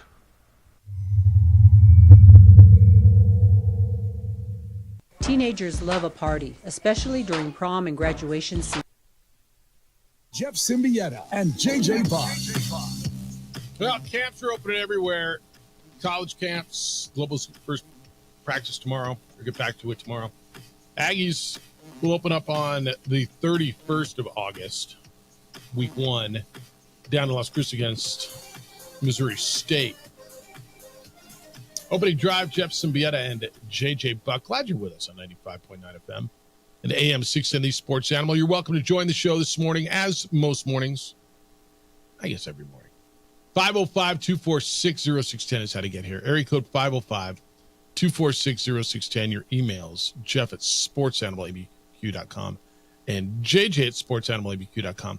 Tony Sanchez will be with us tomorrow at 8 o'clock. So right about now, so if you're in your car now or available, you listen in the 8 o'clock hour, we'll have Tony for you tomorrow at 8, and then it'll be available for you wherever you get your podcast. Coming up at 9 o'clock this morning, Ken Niumatalolo, the former Navy coach, who is now back in the Mountain West as the head coach at San Jose State. He'll talk about that and the experience that he had with Bronco Mendenhall, Lobo coach, when his son played for Bronco. JJ, where's Aggie Fan? Is Aggie Fan back in this what are we mode? Are they? I've been really trying to get a feel on it. They've been living kind of high on the hog for the last couple of years. They had that magical season 2 years ago where they won the Quick Lane Bowl in Jerry Kill's first season. They beat Bowling Green in the bowl game. Then they come back last year. They win 10 games. They get to the Conference USA Championship. They played 15 games last season. They get to the Isleta, New Mexico Bowl. They lose to Fresno State 37-10. Then Jerry Kill leaves and they lose Nate Dreiling, their defensive coordinator. They lose Tim Beck, their offensive coordinator. Tony Sanchez gets promoted to being the head coach at his alma mater. He was the wide receivers coach, the former head coach at UNLV. And so do you have any feel where Aggie Fan is? Do they expect, like are they a football school now? Are they, we're in Conference USA and they were picked 5th in the league by the media, whatever that means. They've lost 17 starters. They got probably 4 guys competing for a quarterback. They're another one. As much as I'm not really sure what I think the Lobos are, JJ, I'm not sure I know what the Aggies are. I feel like we're going to have this conversation about so many college football teams nowadays. Yeah, annually? Just say, I don't know. And that's not a great place to start. But you don't get a chance to see a lot of college practices up close, especially when you get to the fall. Mhm. A lot of these transfers are coming from places where they didn't play a lot, so you don't have tape on them. And I think more than ever before, it's wait and see mode. Even trying to establish expectations for what a team should be is at least getting to watch them play football for the first couple weeks of the season to see where they're at. Now, for New Mexico State, yeah, you can talk all you want about raised expectations. They're taking a step back. Period. The coaches and players that they lost, yes. All right. I mean, so period. But does that So mean that they can't compete for a bowl game? No. What's I a wouldn't say fair that. expectation for them? I don't think it's 10 wins. Is 6? Yes. That would be a success. That would be the first time in school history they go to 3 straight bowl games. It would be a step back from 10 wins a year ago. But I think 6 wins in Tony's first year, if they end up 6-6 and go to a bowl game, I think you would look at it and say, well, I mean, there's some success there, and they're continuing. If you lose 17 starters, you lose your quarterback, you lose both coordinators, you lose your head coach. At that place in particular, is that something? That would be gigantic. To actually be sitting here. So a step back having would be a this step conversation. forward. Yeah, I do think so. Yeah. To be able to show consistency, and it's the hardest time to have consistency in college athletics, and you're looking at 2 programs that don't do that. Yeah, I'm not sure I disagree with you, by the way. Tony talked a lot yesterday, and look, he said we expect to win 10 games, win a conference championship. We expect to go to a bowl game. But he talked about the commitment down there, and it's interesting one of the places he went. He said that he watched what Jerry Kill did around the program, making it more attractive to recruits. He talked about everything from facilities to meals, JJ. One of the quotes from Tony Sanchez yesterday at Conference USA Media Day, quote, "We're building a brand new football facility right now. It's under construction as we speak, and a new scoreboard's coming in. We feed our guys. We spent more money on food last year than any team in Conference USA. We feed our guys 3 times a day. We added analysts to the program. We've done things we need to do investment-wise, and Jerry's a big reason for that," end quote. It's you're not going to hear Michigan talking about feeding their dudes. You're not going to hear Ohio State, Arizona, Colorado, probably not even Boise State talking about feeding their guys. But this was an issue, 2 years ago when they were soliciting juice boxes, basically, right? Remember that? Doesn't seem very long ago that they were, hey, can you help with snacks for practice? And maybe they're still doing that, but the investment that they're making down there in the facility, and that was something that Jerry demanded. They are building a new football facility. They need that. Facilities are big. We talked about it in New Mexico. Is it weird that, I don't know. I mean, when you hear Coach talk about, yeah, dude, we're feeding our guys 3 times a day, you're like, God, congratulations. But it is kind of a step to when you think about where they've been. This was considered, and I don't know that it is or not anymore, and I don't think it is, but it was considered, if not the worst, one of the worst jobs and programs in Division I college football. Hell, JJ, 5 years ago, right? It's not that anymore, is it? It's one of the toughest. I'm not going to argue with that. But I think going to 2 straight bowl games has raised the profile and certainly the expectations of that football program. Like, I'm not looking to ruffle feathers. But I don't know if the national perception of New Mexico State and New Mexico football differs very much. And that's just because of the most recent history. So I played golf on Tuesday last week in Huntington Beach with my brother's brother-in-law. And his daughter just graduated Auburn. So he's become a big Auburn football fan. He's like, yeah, and we get New Mexico State again this year. I'm like, no, you don't. He's like, yeah, they're coming in. I'm like, no, dude, that's New Mexico. Oh, yeah, whatever. I'm like, no, dude, but it's not whatever. But Two different schools. But it was the absolute perception that I think everybody's got. Remember, I had this conversation with you a couple weeks ago. Do you think they even know it's a different school coming in? And I got my answer. Literally got the answer. They have no idea. Now, I don't know if that's good, bad, does it matter? Right?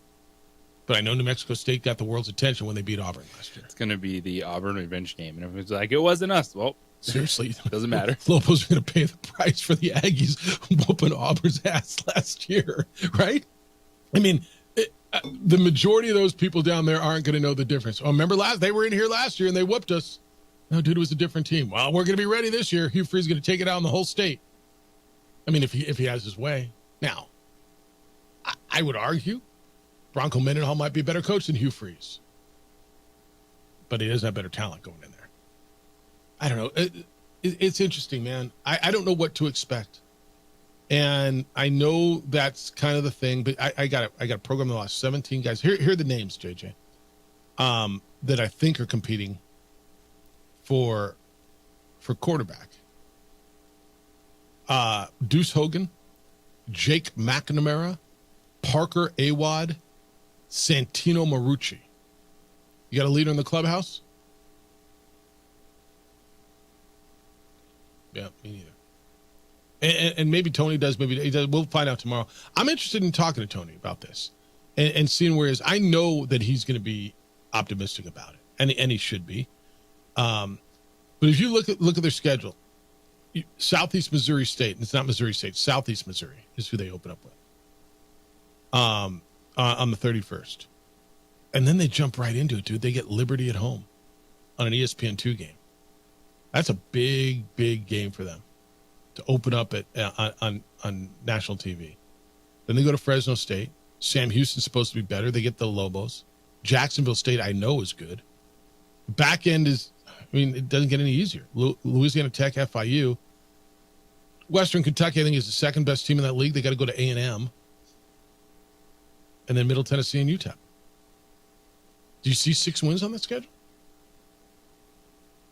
I would take the under. The numbers. I think their number's 5.5. Yeah. I think Vegas's number for the Aggies is 5.5. Yeah, it's an interesting spot for them, man. It really is. Bruce said, Tony the Tiger Tuesdays. Jeff, after Fearless Dougie and Dirty Jerry, will Tuesdays continue to belong to New Mexico State? The OD needs to come up with a Tony the Tiger theme song. I don't know. We're hoping that Tony's in on Tuesdays. And I don't see why not. Bad Street says Brutus equals Jason and Jerome. Jeff, it feels like something's missing when the OD's discussing Lobo basketball and we don't hear from Brutus. Ditto with New Mexico State football when Jason and Jerome have gone silent running. It's interesting. Does the relative silence from Aggie fan, should that elicit nervousness from them? I don't know. I mean, you got to interpret it. But Aggie fan, I'm really, really curious. Where are you? Are you nervous? Are you waiting for basketball season? Or are you excited? Are the expectations, is it just different now after going to 2 straight bowl games and playing for a league championship? 505-246-0610. Verizon, it's going to go back up to the mid-90s again today. If you're driving out there without window tint, it's brutal, I know. On the Spot Automotive Detailing has you covered. Give them a call. They've got top-notch window tint services. They are a certified 3M dealer. That means they have the best product on the market. And you can talk to them about ceramic tint, which blocks 99% of UV and infrared rays. That keeps your car looking cool. It feels cool. It's professional tint you need, and it's an on-the-spot automotive detailing. Also talk to them about coming out and detailing your vehicle. It's one of my favorite things, man. They come out. I'm busy. You're busy. You're in the office. They're out in the parking lot detailing your vehicle. You get a text, you go outside, people are standing around going, man, I want that. Yeah, they do. Your car looks and feels and smells like the day you took it off the lot. They have been awarded best in the city because they are best in the city. On the Spot Automotive Detailing, schedule your appointment by calling 505-859-2859. 505-859-2859 or online at otsdetailing.com.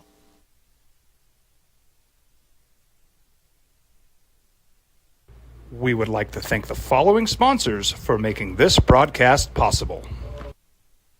ProView Networks would like to thank the following sponsors for making this broadcast possible. Hans Whitler Automotive, German car maintenance and repair in Albuquerque, New Mexico. Call 505-294-7684 or visit hanswhitlerauto.com. Albuquerque's leader in sports is ProView. From pros to prep, all your favorite action.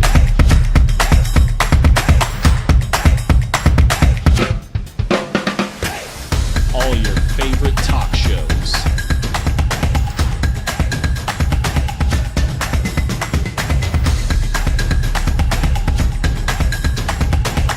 Find it on ProView Networks.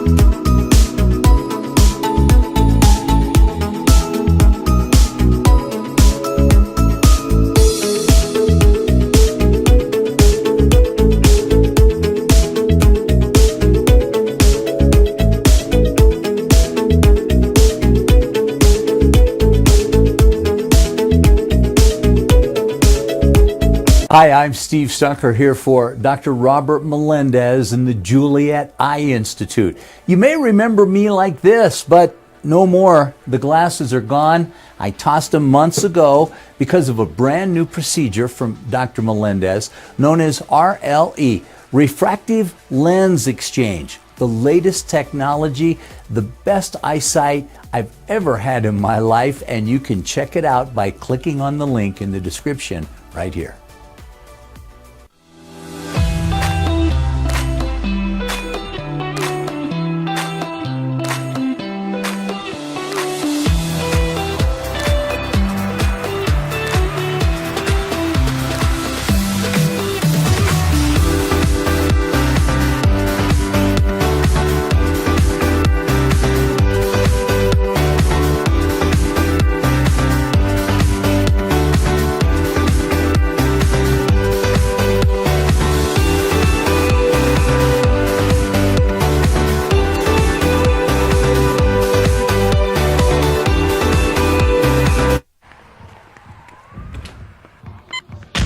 These are more than just the sounds of a safe place to go after school.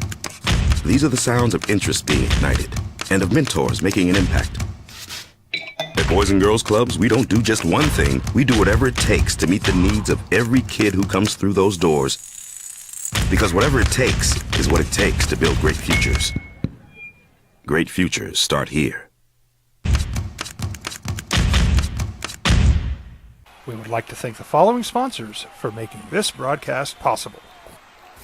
Evergard Roofing and Solar. For nearly 20 years, Evergard Roofing and Solar has been working with New Mexicans to enhance their homes and businesses. For all your roofing and solar needs in New Mexico, call 505-821-9543.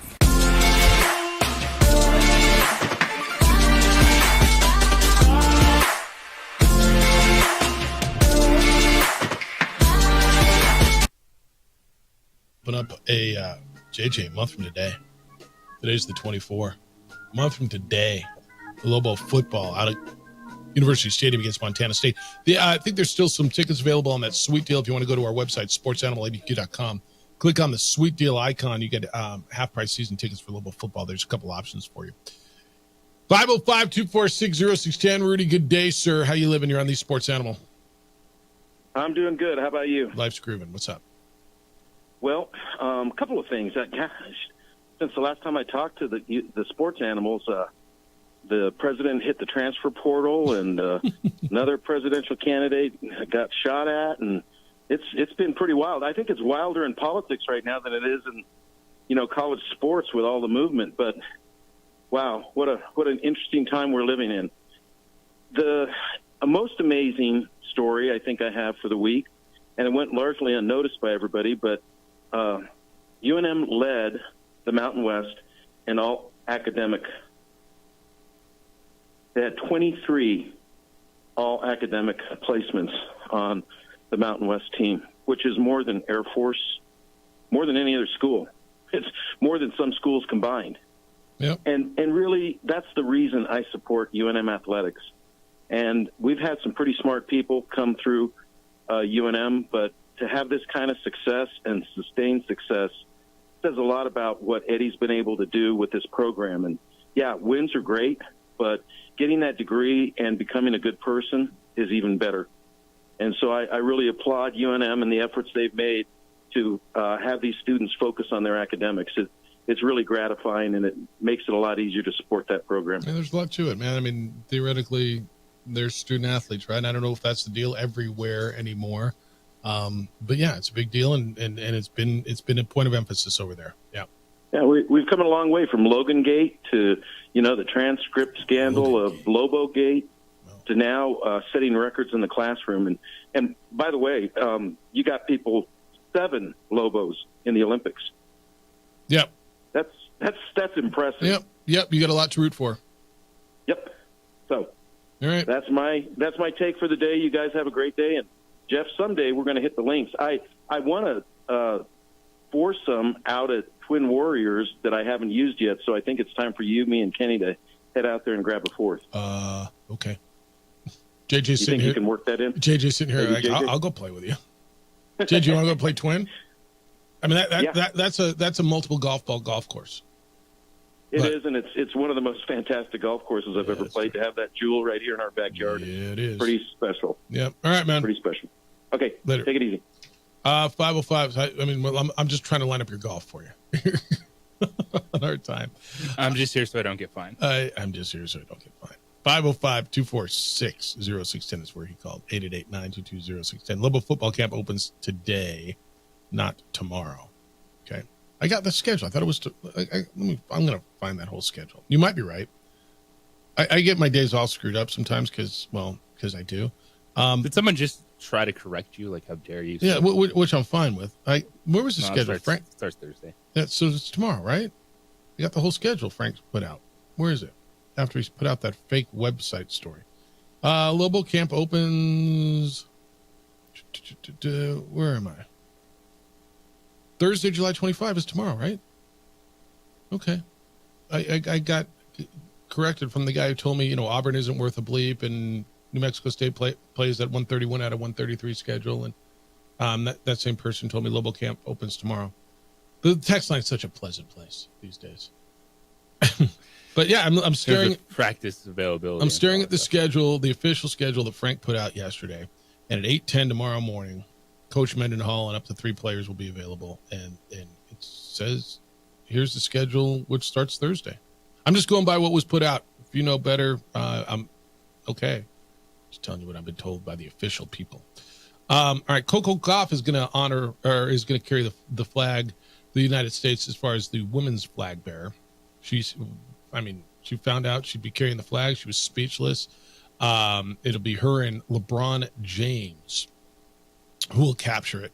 This is the quote from Christopher Eubanks, who was her longtime friend, who told her, your year last year was incredible. You captured the world by storm. You captured your first Grand Slam. I think you showcased you to the world and in the U.S. and abroad how special a person and tennis player you are. And I think because you are so special, you have the honor of wearing this jacket during the opening ceremony and being a flag bearer with LeBron James. And she's like, I wasn't expecting that. And like, it's really cool. And the videos of these are pretty cool. So it'll be Coco Gauff and LeBron James. 3 NBA players are going to be carrying flags. You're like, how is that possible, Jeff? Well, they're not all Americans. Giannis Antetokounmpo will carry his country's flag, and Dennis Schroeder will carry Germany's flag at the opening ceremonies, which are now 2 days away. And I know you're fired up about the Olympics. You're looking forward to it. I think that's pretty cool. Because, well, there's a lot to look forward to, and there's going to be a ton going on. Is there are you a track and field guy in the Olympics? Are you a swimming guy? Are you a gymnastic? Like the gymnastics? I'm a whatever is on TV guy. So, but there's like 15 channels to watch on now. So will you watch the main NBC feed, or do you go dig deeper and find it on, I'll bounce on around. Peacock? I'll find out water polo or whatever. Dabble in it. I kind of like the water polo. Yeah, water polo. Those men and women are studs. Whatever. Studs. Yeah. I kind of dig the boxing because it's like a point boxing thing. I'm not as big on the gymnastics, although you get fed it and so you can't get away from it. I know it's always the big story. The swimming is fun to me. I do like the swimming. I'm interested in the 3-on-3 basketball. Do you watch the Big Three? I don't either. And I ran across it the other day and I tried it. I'm like, man, it doesn't do it for me. Washed up NBA dudes playing 3-on-3. It's like I can go out and watch it at the park. It's just, I don't know. All right, 505-246-0610. We are in business for you today. When we come back, the college football playoff is expanding. And a lot of the big bowls are part of the playoffs. Sugar Bowl, Fiesta Bowl, Orange Bowl, Rose Bowl. But how long will the granddaddy of them all be a playoff game? Is it more important to them to be part of the playoffs or to be on January 1st at 2 o'clock Pacific? It's the opening drive on 95.9 FM and AM 610, the Sports Animal.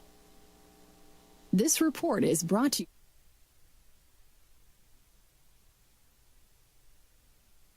We would like to thank the following sponsors for making this broadcast possible.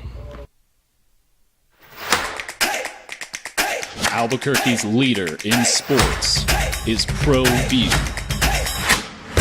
From pros to prep, all your favorite action.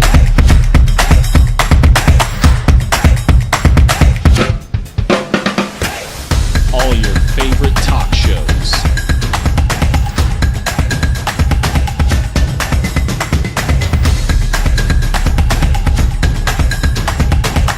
Find it on ProView Networks. If you're drunk, blasted, intoxicated, ripped, plastered, taint, destroyed, bruh. If you're like this, you shouldn't be driving. I was born in New Mexico. I grew up on these streets. I got in trouble here, and I fought my way back in Murcia.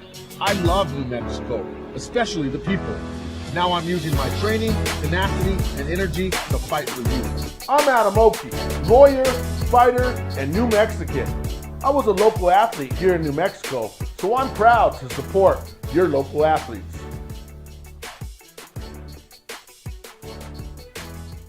What's going on, Lobo Nation? Ja'Cory Krosky-Miller here. And I'm Devin Dampier. The Lobo football team is going through some changes, but we're here to stay. We'll put in the work on the field and in the weight room, but we'll need your help off the field. 505 Sports Venture is leading the charge in the NIL space. And you can be part of it. Shorty, she better than all my intentions. Locked in, shorty, you got my attention. CEO, baby, I get you the business. Touchdown and pay you a visit.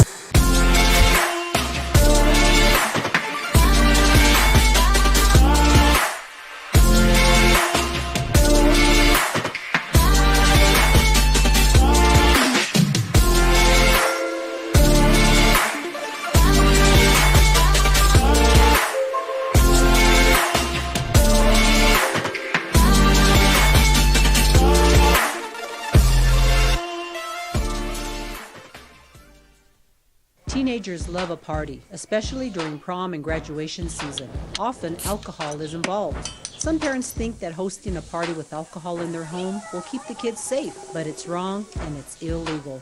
As a parent, to allow your teenagers' underage friends to consume alcohol on your property is a felony. Parents who host lose the most. Don't be a party to teenage drinking. This is a program of the Drug Free Action Alliance. For more information, go to burnco.gov/do-not-host.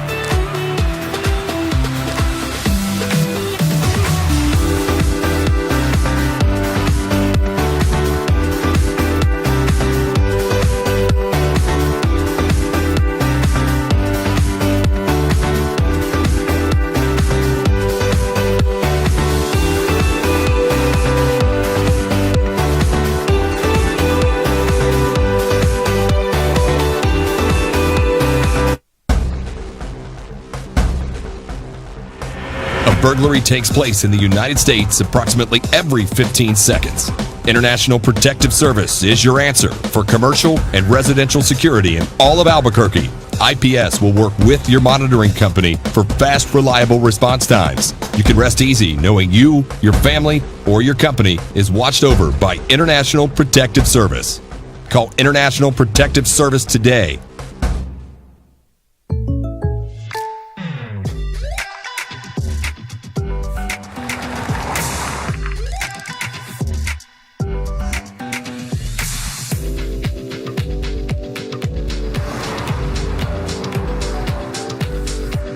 For your surprisingly great rates, contact your local State Farm agent today. If you want the real deal, call State Farm agent Marty Size in Albuquerque today. Like a good neighbor, State Farm is there. Hey, look! It's Dwight Goodman! Boom! This place is hot. Let's see if anyone needs my help. How about I drive you madman home, huh? I got this, Dwight. I'm the designated driver. Boom. Sweet. Does anyone need Dwight's help getting home tonight? No thanks, Romeo. I've got a taxi all lined up. Drive safe, Dwight. Boom! Boom! Don't sacrifice quality and flavor when you're in a hurry. Golden Pride offers ribs, fried chicken, red and green chili breakfast burritos, and Frontier sweet rolls. 4 great locations, or visit us online at goldenprideabq.com. Golden Pride Barbecue Chicken and Ribs are proud supporters of ProView Sports. We would like to thank the following sponsors for making this broadcast possible. 5.9 FM and AM 610, the Sports Animal.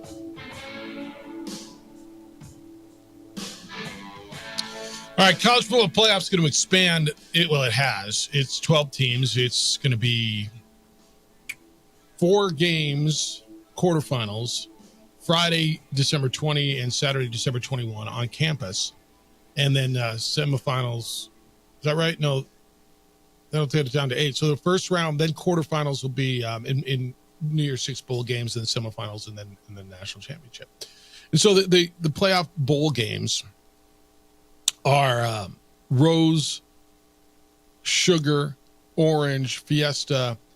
JJ, I believe it's Cotton and Peach, if I'm not mistaken, are the ones. But the Rose Bowl, the granddaddy of them all, is looking to get out of the CFP.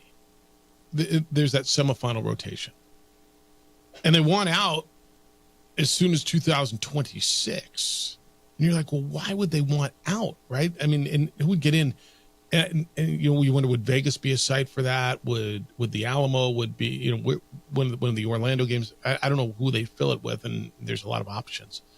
But they want to go back. It's more important to the Tournament of Roses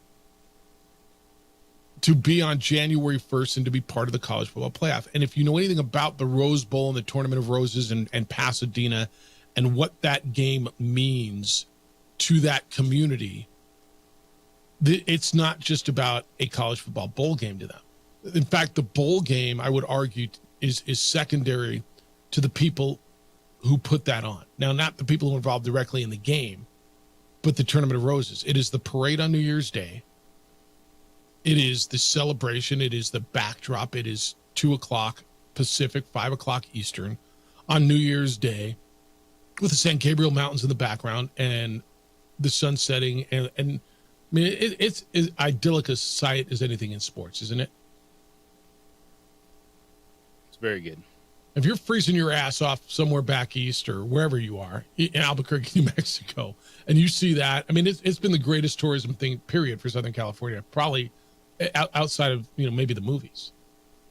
The Rose Bowl Management Committee chair, her name is Laura Farber. Her quote is, "Because we're the only bowl that has the date as part of our brand in the New Year's 6 bowls, it is really imperative for us and important for us. We don't know when there will be a long-form agreement. We're hopeful it'll be sooner than later, but that depends on when the CFP has everything ready to go," end quote. And look, this isn't the first time that they've tried to get out of this. They want their original spot. During the development of the 12-team format, the Rose Bowl was very vocal that they wanted to stay on January 1st at 5 p.m. Eastern. I mean, this isn't news. This isn't something that's going on. So I got to believe if a team doesn't want, or a bowl doesn't want to be part of it, I'm sure they'll let them out. Hurt's not the right word. Does this affect more the Rose Bowl or the CFP? And it's probably the Rose Bowl, right? If they get out, they just won't be getting that great, the matchup that they've always got. I got to believe that they would buy their way into the best selection outside of the CFP. Yeah, because now when it comes to matchups, tradition is out the window. Yeah. So you're just looking at trying to get the best two teams that are not in the playoffs. I imagine. Look, this game started in 1902. It's been annual since 1916. It has been the Big Ten and the Pac-12, or the Pac whatever, right? Up until 2002. And that's the year it hosted the BCS National Championship between Nebraska and Miami. But since then, it's been part of the BCS and the college football playoff rotation. Last year, it was Michigan and Alabama. That was a semifinal game. And this has been no secret. There's a big part of me that respects what they're trying to do. And what they're saying is the tradition of what we do, the Tournament of Roses, the entirety of the celebration is bigger than our prestige as a football game. And maybe there's a bit of an arrogance perceived, and we'll see how this plays out, that they are bigger than the playoff, and they're not. If they become, JJ,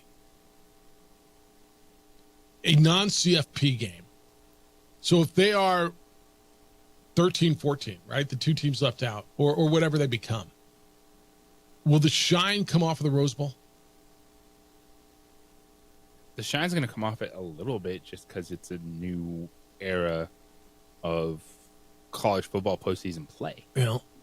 Like the bowl games are still going to matter. I think the Rose Bowl, by what they're doing, does still have enough cachet and impact that people are going to tune in. People are going to watch it. But just because it's the Rose Bowl does not mean that it's going to get more than a first round playoff game or right. No, and the CFP's made that very clear. You're not being treated any differently. You are not getting your preferred matchup. You are not getting, and now there's no Pac-12 to lean on. So that tradition has been destroyed just because of the consolidation of the leagues. How long? I mean, you get a generation away from this, and if they're just another bowl game, they're just another bowl game, right? Or will it always be, damn, dude, it's the Rose Bowl. It's the granddaddy of them all. I mean, how long does that branding start? Oh, that's going to change. But you and I will always watch the Rose Bowl, right? Yeah, but if we're talking generations, it's going to change. So you go. Let's go out 20 years from now, and assuming they're not a CFP game, and let's say the CFP survives in a 12 or 14 team format, and so it's New Year's Day, and it's a Tuesday, Friday, whatever it is. And it's Illinois versus Ole Miss. I'm just throwing teams at you. Or it's Washington versus Penn State. Both those teams are not in the playoff. You watching it? Are we watching it? Are kids watching it? Do they care? They're good. They're going to care because it's going to be presented that way, but it will not have the same impact just because of the changes we've seen with college football postseason. Because it won't be a playoff game. Yeah. It's a bold move, but what they're saying is having the Rose Bowl parade on New Year's Day. I mean, honestly, right? They're saying the parade and the pomp and the tradition of that is more important than the game. Isn't that how you read this? Well, I think for them, it's keeping the game in that slot that entire day. Well, I think it's the entire day. And to have the parade on New Year's Day. I mean, look, for those of us who aren't football fans, and that's not our audience, But if you find your wife or your mom, what do you think resonates more about New Year's Day to them? The game or the parade? Because the parade's unbelievable, dude. I'm not a parade guy. I'm not. But I've been to that. I grew up at that parade. Like, my dad was a caterer in L.A. Glendale Federal was one of his clients, and I used to serve breakfast on the parade route, and it would go out and see it's massive, dude. It's unbelievable. And then we were there, I don't know, 3 years ago, whatever it was, and it's there's nothing like it. There's literally it is a spectacle that even if you're not a parade person, I think you should go experience at one time. It is unbelievable. But don't you think that there's a faction, not you and me, not most of our audience, but they'll tell you, do you, when you think of New Year's Day, do you think more of the Rose Bowl parade or the Rose Bowl game or the Rose Parade? Yeah, I know that's not your my world. I don't watch parades on TV. So. But I know a lot of people do. A lot of people do, dude. It's on why they put them on TV. It's on every damn channel on New Year's morning. Every network's got that damn parade on. Like last time I was there, we were, we kind of did it right, and we were right there at the start line. There was Al Roker, and there were all those. I mean, it is gigantic. So, but that's what they want to preserve. It's interesting, the evolution, man. And the Rose Bowl was going to be the one that really suffered because of its tie to that time slot. All right, I got emails coming in. Jeff at sportsanimалabq.com, JJ at sportsanimалabq.com. Bronco himself said July 24th at Media Days in Vegas. Go back and listen. I do know better. Dude, I'm just telling you, I'm not going to have a fight with you. Whoever this pompous guy is they could be showing up and doing meetings. Yeah, today, they might be. I'm just telling you. I got the official schedule, and I'm telling you what it says. The schedule that allows media to go talk to the team doesn't start until tomorrow. Right. I do know better. Good, dude. Good for you. You know better. I'm just telling you the official word coming out of UNM. No freaking battle with you.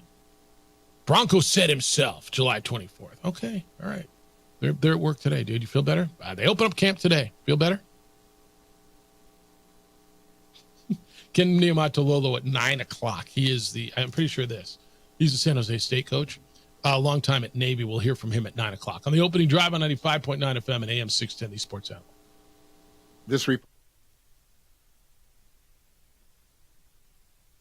We would like to thank the following sponsors for making this broadcast possible.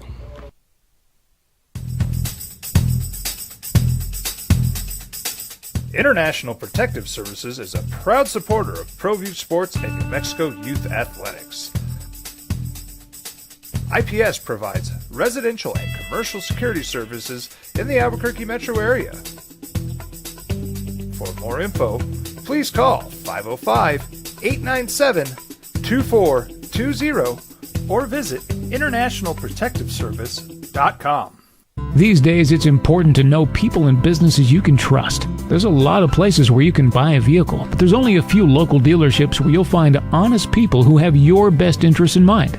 And Fiesta Kia is one of them. We've been helping our neighbors save money and drive dependable cars for years, and we'd love to help you. With new Kias arriving daily, you'll love our selection and the peace of mind you'll get driving a Kia from Fiesta. So stop by and see us today at Fiesta Kia on Lomas, or just start driving now at fiestakia.com. I was born in New Mexico. I grew up on these streets. I got in trouble here, and I fought my way back in Burquia. I love New Mexico, especially the people. Now I'm using my training, tenacity, and energy to fight for you. I'm Adam Oki, lawyer, fighter, and New Mexican. I was a local athlete here in New Mexico, so I'm proud to support your local athletes.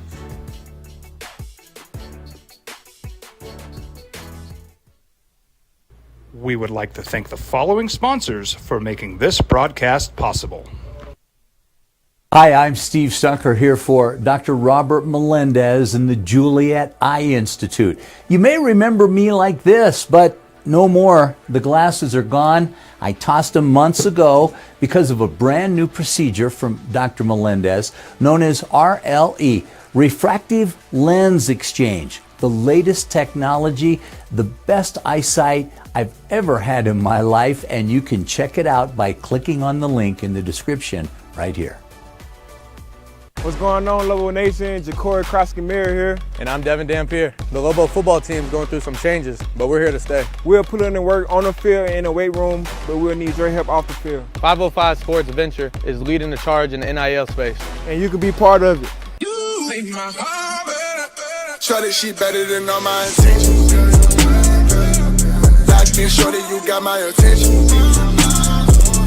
CEO, baby, I get you the business. Touchdown and pay you a visit.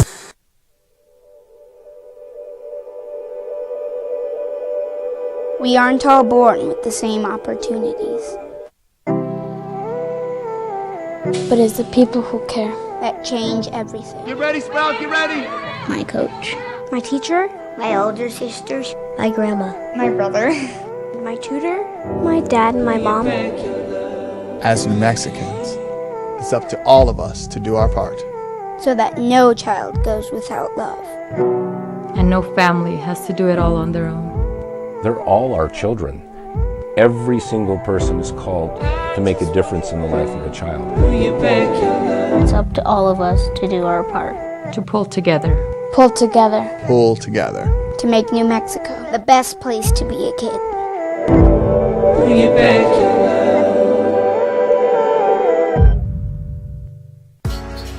I was born in New Mexico. I grew up on these streets. I got in trouble here, and I fought my way back in boot camp. I love New Mexico, especially the people. Now I'm using my training, tenacity, and energy to fight for you. I'm Adam Oki, lawyer, fighter, and New Mexican. I was a local athlete here in New Mexico, so I'm proud to support your local athletes.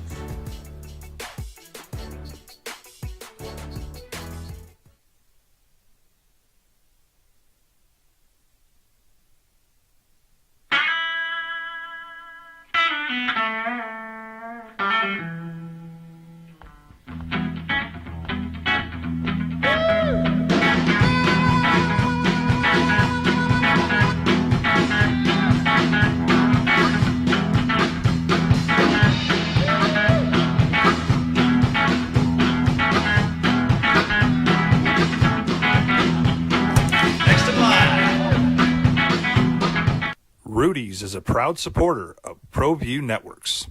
Hi, my name is Daniel Chavez, and this is my business partner, David Chavez. We are the owners of Indeed Safety. Indeed Safety is a local safety consulting company helping our clients with their safety needs for their projects.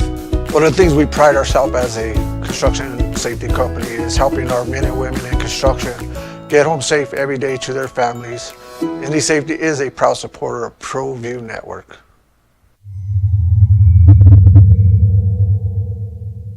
Hi, I'm Steve Stunker here for Dr. Robert Melendez and the Juliet Eye Institute.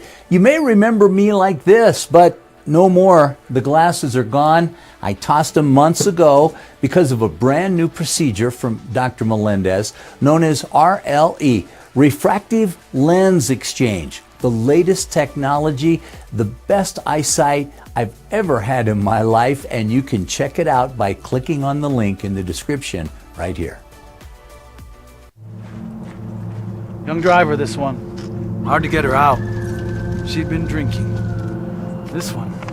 Both of them gone. They'd been drinking, and he drove clear off the road.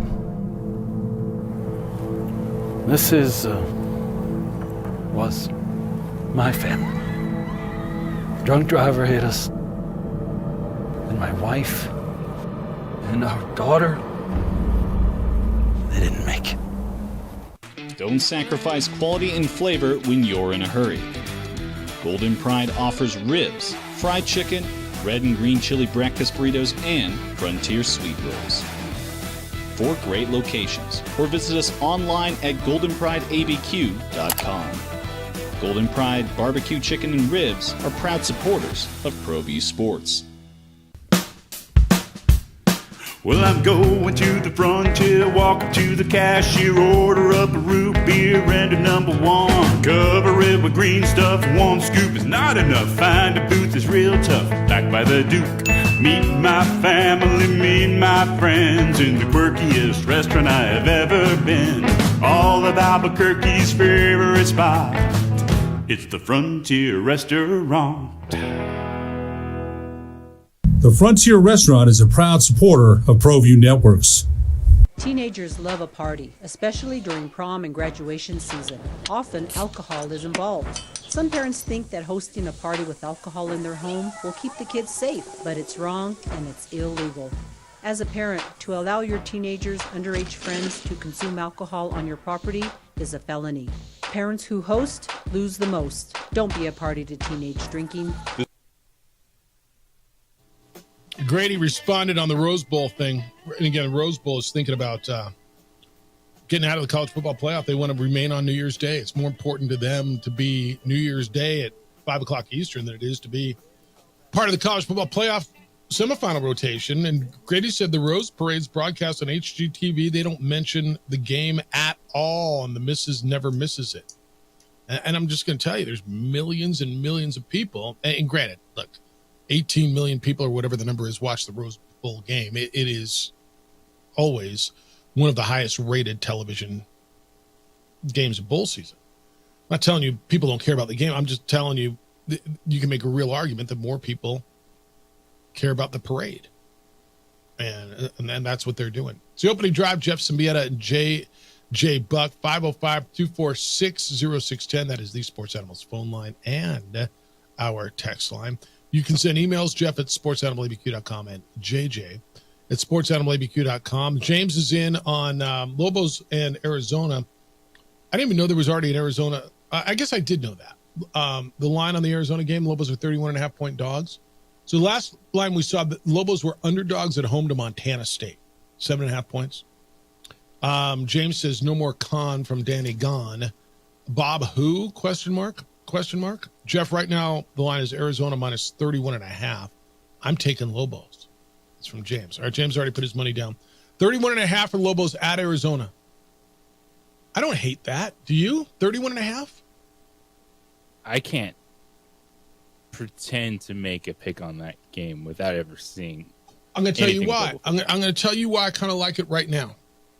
Now, the number may go up if you want to. If you think the Lobos are going to lose to Montana State, the number will you'll get more value game week. But JJ, I'm going to look at a team that Lobos already would have played a game, so it's their second game against a team that is making their debut with a brand new coaching staff. Now, am I going to sit here and tell you I think the Lobos will win the game? I'm not going to tell you that. I might tell you that week. We'll see. But 31.5 feels like a fair number for a team that's playing their second game going into a team with a brand new everything. 31.5. That's just where I sit. Asked about the Olympics. Garcia says couldn't give a rat's ass about the Olympics, Jeff. To me, the Olympics was about the guy from Jamaica who grew up playing with oranges because his family was too poor to buy real balls. Now everyone's got 6 or 7 figure NIL deal. They're not amateurs. I'd rather watch the Big Three or the American Century Invite. Okay, there'll still be a few of those stories. People better themselves. Yeah, right. And it takes away from your enjoyment of something. Well, but ridiculous. Why? The Olympics used to be about amateurism, and that's correct. I like these people sacrificing it just for a medal that gets them nothing. That's what it was. Maybe an endorsement. Oh, you're on a Wheaties box. Yeah. Well, they got paid for that. They got the endorsement on that. But it used to be amateurism, right? It was amateurs from all over the world. And now they're all pros. I mean, the swimmers are pros. Soccer teams are all pros. Golfers are pros. I mean, they're all pros now. Are the skateboarders pros? There you go. Yep. Watch skateboard. Are they pros? Yeah. Synchronized swimmers? If you're doing something at its highest level, yeah, there's a pro league for that. Professional in it. And there's probably a way for you to make some money, which there's nothing wrong. Synchronized swimming? There's not. That probably watch. There you go. Probably not raking in the dough. I haven't even looked at all the Olympic sports. Like, what are all the sports in the Olympics? Damn, this back doesn't move. Not only is never mind. What are the obscure ones? Badminton? I'll watch badminton. Yeah, there's stuff you can watch where people are not making money, so you can enjoy it. taekwondo, sailing, shooting, rugby sevens. I'll watch that. Fencing, I got to believe that's pro. Handball's got to be pro. I know cycling is pro. You got 5 different kinds of cycling. You know that? BMX. Watch the breakdancing. There is breakdancing. There's canoe slalom. Canoe slalom sounds interesting to me. There's artistic swimming, not just swimming, JJ, but there's artistic swimming. Trampoline is an event. The next Olympics, it will be lacrosse, which is long overdue, by the way. Lacrosse. Those lacrosse players have been making too much money. Yeah, well, I watch the pro lacrosse leagues now. I love me some lacrosse. Trampoline, there you go. That can't be a pro thing, can it? I imagine it can be. All right, when we come back, Ken Niumatalolo, longtime coach at Navy, is now a coach of the Mountain West Conference. Why did he take that job? And what are his thoughts of Bronco Mendenhall? He's got an interesting vantage point. His son played college football for Bronco Mendenhall. We'll hear from San Jose State's new coach, Ken Niumatalolo, next on the opening drive on 95.9 FM and AM 610, the Sports Animal.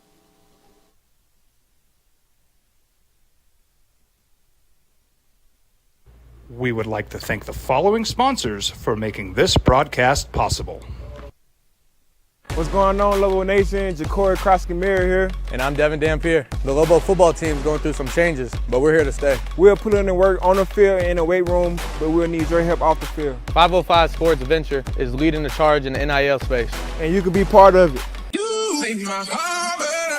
Shorty, she better than all my intentions. Locked in, shorty, you got my attention. CEO, baby, I get you the business. Touchdown and pay you a visit. A burglary takes place in the United States approximately every 15 seconds. International Protective Service is your answer for commercial and residential security in all of Albuquerque.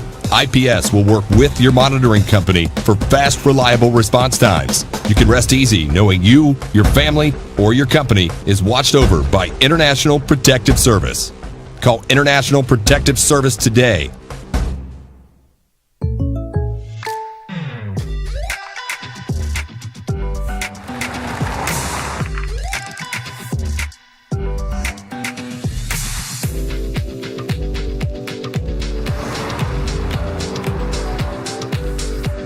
For your surprisingly great rates, contact your local State Farm agent today. If you want the real deal, call State Farm agent Marty Size in Albuquerque today. Like a good neighbor, State Farm is there. Don't sacrifice quality and flavor when you're in a hurry. Golden Pride offers ribs, fried chicken, red and green chili breakfast burritos, and Frontier sweet rolls. 4 great locations, or visit us online at goldenprideabq.com. Golden Pride Barbecue Chicken and Ribs are proud supporters of ProView Sports. If you're drunk, blasted, intoxicated, rip, plastered, destroyed, bruh. If you're like this, you shouldn't be driving. Young driver, this one. Hard to get her out. She'd been drinking. This one. Both of them gone. They'd been drinking, and he drove clear off the road. This was my family. Drunk driver hit us. And my wife and our daughter, they didn't make it. Hi, I'm Steve Stunker here for Dr. Robert Melendez and the Juliet Eye Institute. You may remember me like this, but no more. The glasses are gone. I tossed them months ago because of a brand new procedure from Dr. Melendez known as RLE, Refractive Lens Exchange. The latest technology, the best eyesight I've ever had in my life, and you can check it out by clicking on the link in the description right here. Hi, my name is Daniel Chavez, and this is my business partner, David Chavez. We are the owners of Indeed Safety. Indeed Safety is a local safety consulting company helping our clients with their safety needs for their projects. One of the things we pride ourselves as a construction safety company is helping our men and women in construction get home safe every day to their families. Indy Safety is a proud supporter of ProView Network.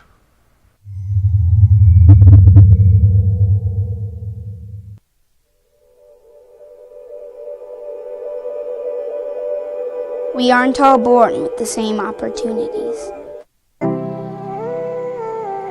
But it's the people who care that change everything. Get ready, Sprout, get ready! My coach, my teacher, my older sisters, my grandma, my brother, my tutor, my dad, and my mom.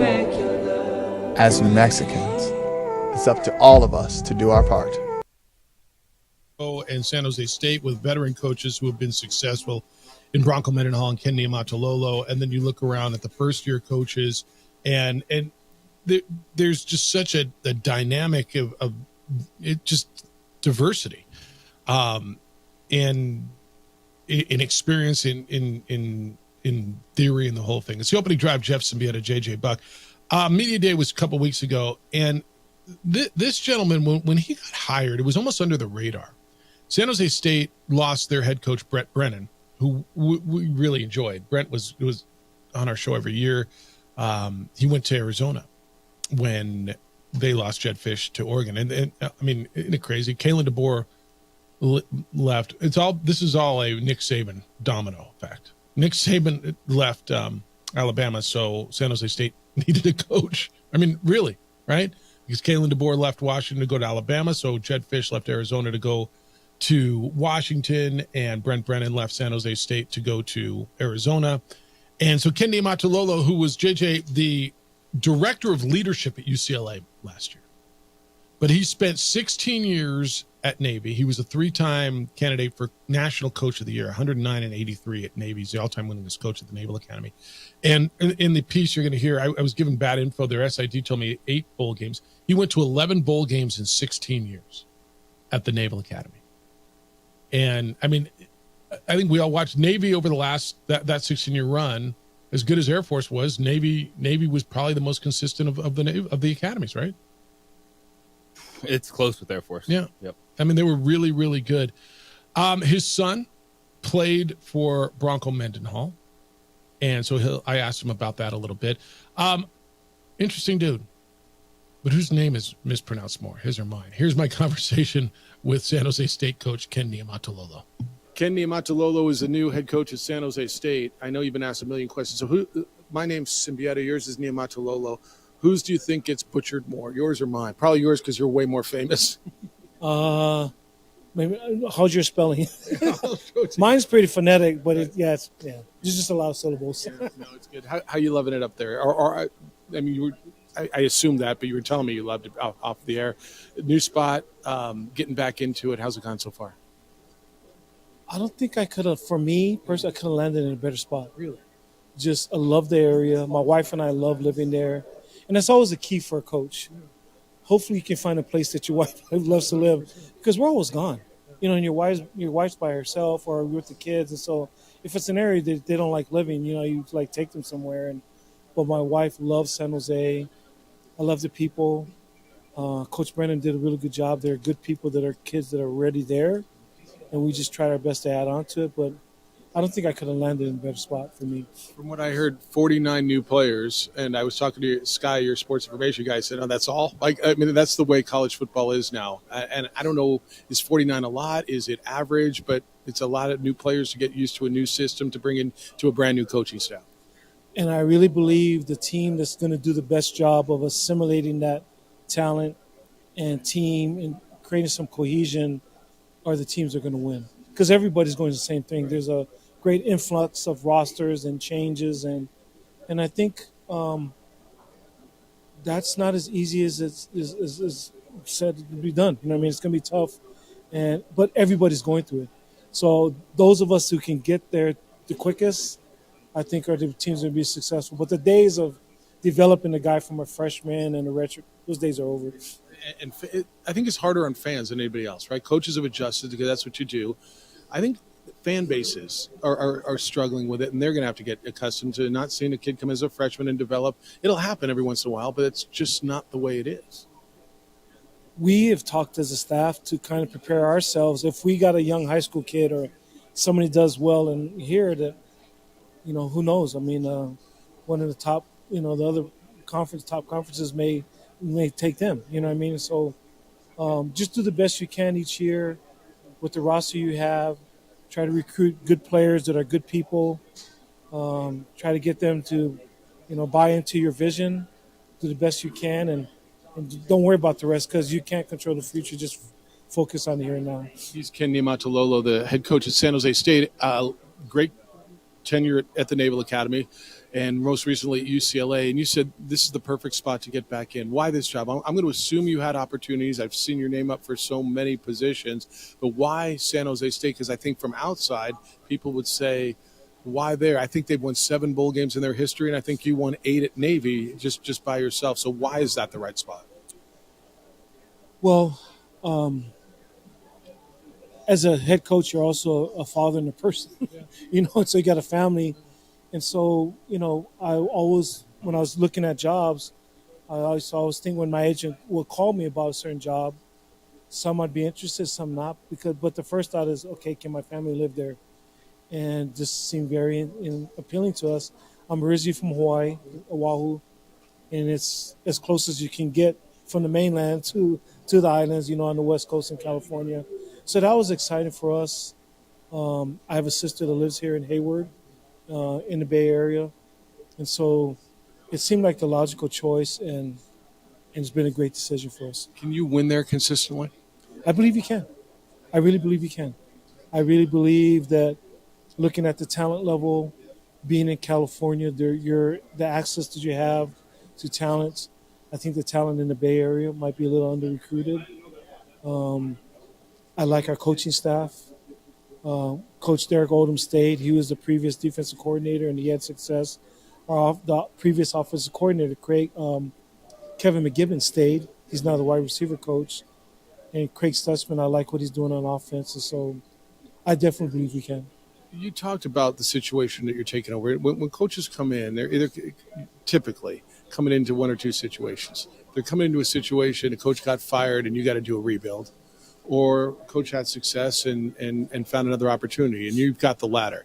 And I'm a big Brent Brennan fan. I think as a person and as a coach, what he did, how much of the foundation is already there, and how much did you just have to come in and rebuild and do it your way? Yeah, so Coach has done a great job. We walked into a brand new facility too. I think they're there for 4 months. And so, that the timing of that for us, wow, we got brand new facilities. The core of the program was of the players are there. It's been a big turnover, over almost 50 guys. They're going to be new. But his culture, I feel, is similar to what we're doing. I had to be me, though. You know what I mean? I was going to do it my way, just like he's going to do his way to Arizona. He's not going to do how Coach Fish did it. And so I just got to be me. And I feel good. I feel good about who we have. I feel good about our staff, our coaches, the players, what's happened from January to now, July. We feel good, but it's just July. Talk to me in December. Everybody's undefeated right now, right? Everybody, you're smiling, and when I see you in December, hopefully you're smiling like this. Just a few more minutes. Ken Niumatalolo is the head coach of San Jose State. I've talked to Troy Calhoun at Air Force over the years about the uniqueness, the special student that has to play at an academy. You were at the Naval Academy and had so much success, most recently at UCLA now. And is there a transition? I would assume a transition going from a non-academy to academy would be tougher than coming from an academy out. But what do you take? What do you do differently? And what are the advantages from going from where you were at the Naval Academy and had so much success to a place like San Jose State? And obviously you could recruit different athletes. But I know you've got your standard. Well, I think there's always a transition, not only from, if you change school, obviously it's always some adjustment, even year to year. Even if you're at the same school, staying at the same program, there's a difference there.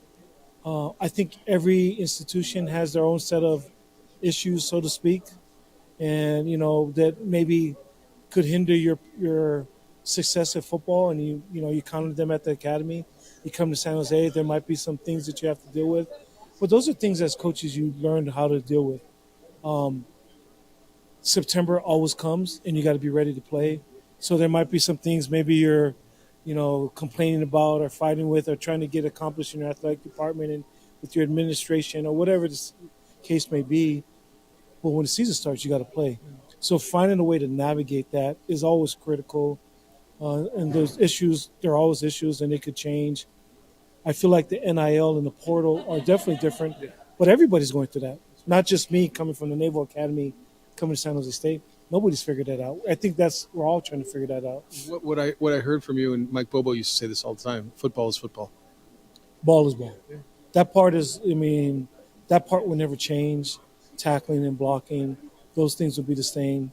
And so that concept will be there, and you try to make sure that foundation is strong as you try to navigate the currents of the other stuff that come and go. That's always going to fluctuate, but you can't worry about that. You just try to keep the main thing the main thing. And lastly, and I'll let you go because I know how much you want to keep talking. This league, look around this league. You got 7 new coaches. You're one of them. You've got a lot of history in this league. You've got teams. I mean, this league's been together for 13 years, since 2013, with a lot of stability, but knowing that there's going to be flux. What do you see when you look around this league competitively? Well, our first conference meeting is in April in Phoenix. I mean, as I sat around the room, I'm like, wow, there are some really good football coaches. Obviously, I know Troy very well. To me, one of the best football coaches in the country that, is not talked about much. I look across, there's Bronco Mendenhall, and all the success he had at Virginia and at BYU. My son played for him. Coach Tedford, really is an icon in this. I mean, at Cal and at Fresno, all the great coaches and players that have come from him. I mean, and you have all these young coaches that are, you look around at all these young guys that have done great things. It's exciting. It's exciting. But there's some good coaches. Coach Spencer at Boise. Jay at Colorado State. Coach Schroeder just got to Nevada. Timmy Chang at Hawaii. There's Jay at Colorado State. There's a lot of good football. Sean Lewis at San Diego State. I know I said it was my last question, but you led me right into this. I didn't know your son played for Bronco, and for our audience, Lobos fans are really trying to learn about Bronco, and what can you tell New Mexico fan about the coach that they just got, and knowing that your son played before him? Phenomenal football coach, even better person. And I don't think I could my son picked, but he couldn't have played for a better man. Really, really good football coach, as smart as they come. And I was on the board with Bronco for many years, the AFCA board, where they have many coaches. He was there when he was at BYU. He was also there when he was at Virginia. And so I got to know Bronco in those meetings. He's a man of wisdom. Defensively, a great defensive mind. But even that, he's one of the best head football coaches. He's won a ton of games. He's beat a ton of people over the years. He's won everywhere he's been. It was interesting because he and I have had a lot of philosophical communication over the years just about the landscape of college football. And, I don't know if both of us were either super fired up over the way it was going. We also recognize this is what it is. Yeah, this is what it is. And just adapt to who you are to try to develop people. But New Mexico got a elite football coach in Bronco Mendenhall, and I know he's going to do great things there at New Mexico. Ken Niumatalolo, I've admired him from afar for a lot of years. That was my first time I ever met him. I thought it was really good. I got a lot of thoughts coming out of that. Maybe you do as well. But certainly the end of it, his thoughts on Bronco Mendenhall, the new Lobo football coach, and he has an interesting perspective. JJ, as Mike Bobo used to say, football is football. It's the opening drive on 95.9 FM and AM 610, the Sports Animal. Telling it. We would like to thank the following sponsors for making this broadcast possible.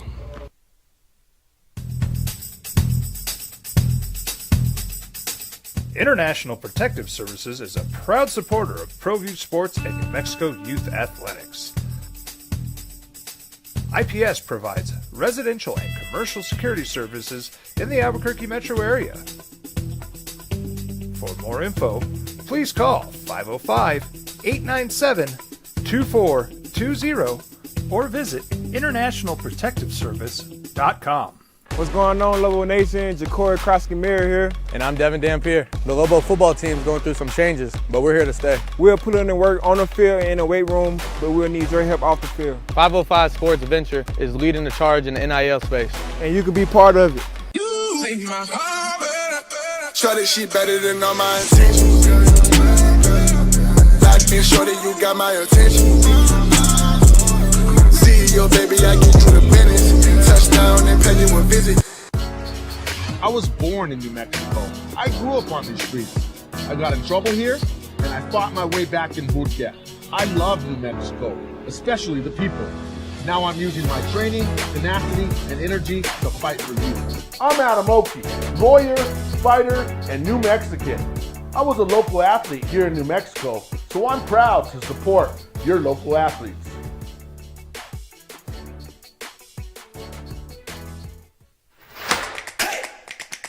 Albuquerque's leader in sports is ProView. From pros to prep, all your favorite action.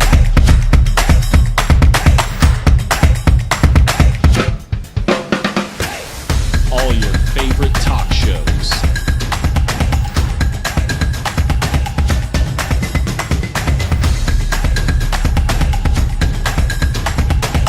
Find it on ProView Networks. Teenagers love a party, especially during prom and graduation season. Often, alcohol is involved. Some parents think that hosting a party with alcohol in their home will keep the kids safe, but it's wrong and it's illegal. As a parent, to allow your teenagers' underage friends to consume alcohol on your property is a felony. Parents who host lose the most. Don't be a party to teenage drinking. This is a program of the Drug Free Action Alliance. For more information, go to burnco.gov/do-not-host. Hey, look! It's Dwight Goodman! Boom! This place is hot. Let's see if anyone needs my help. How about I drive you madman home, huh? I got this, Dwight. I'm the designated driver. Boom. Sweet. Does anyone need Dwight's help getting home tonight? No thanks, Romeo. I've got a taxi all lined up. Drive safe, Dwight. Boom! Boom!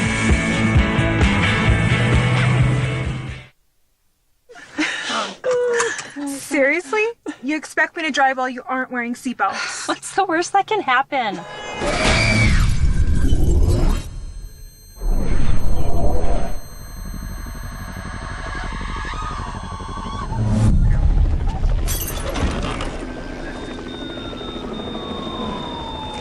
Seriously?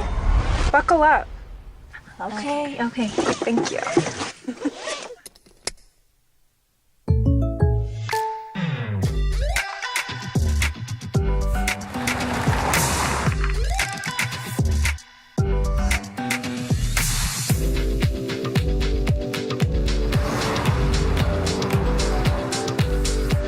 For your surprisingly great rates, contact your local State Farm agent today.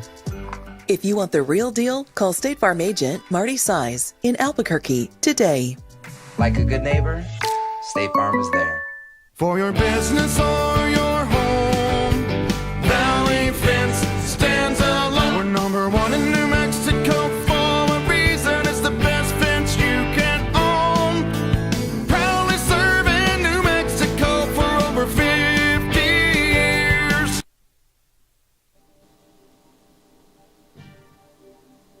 This came down this morning. Not sure if you saw it. The 2034, so 10 years from now, the Winter Olympics coming back to the United States. So you know the 2028 Summer Olympics, the next Summer Olympics will be in Los Angeles. What a zoo LA is going to be, dude. In 2028, that summer. The International Olympic Committee this morning awarded Salt Lake City, Utah, the 2034 Winter Olympics. They were there in 2002, and they're going back. It's a big deal, dude. That's right up the road. So if you want to go to the Summer and or Winter Olympics in the next decade, you are, I mean, a drive away if you want to be. There's some big-time opportunities.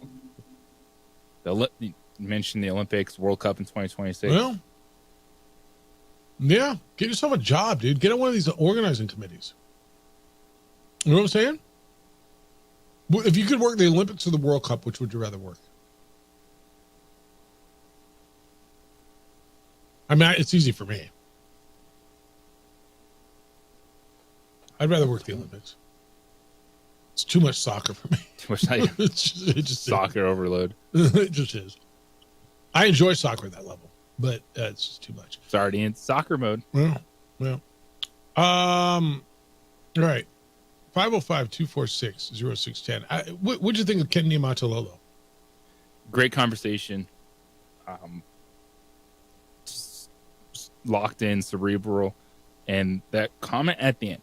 Mm-hmm. And it's, yes, his son played for Bronco Mendenhall, but if it was just okay or That's just right. an experience, I don't think he would have used the words elite. And that's why, That's the word that jumped off the page to me. you know, as much as I don't know, I'm excited for Lobo football because this is just a different coach, and everyone speaks in that profession very highly of Bronco Mendenhall. And it's different in every way, right? I mean, it's different in approach. It's different in the way Bronco has come into the community.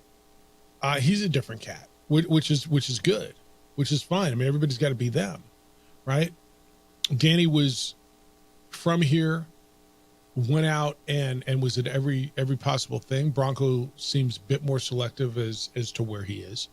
Certainly a different message, different approach. More, than Bob Davie too. Look, Bob Davie came in, he was a veteran coach. He coached at Notre Dame. I would argue that didn't have the success that Bronco Mendenhall had. Bronco has this unbelievable respect.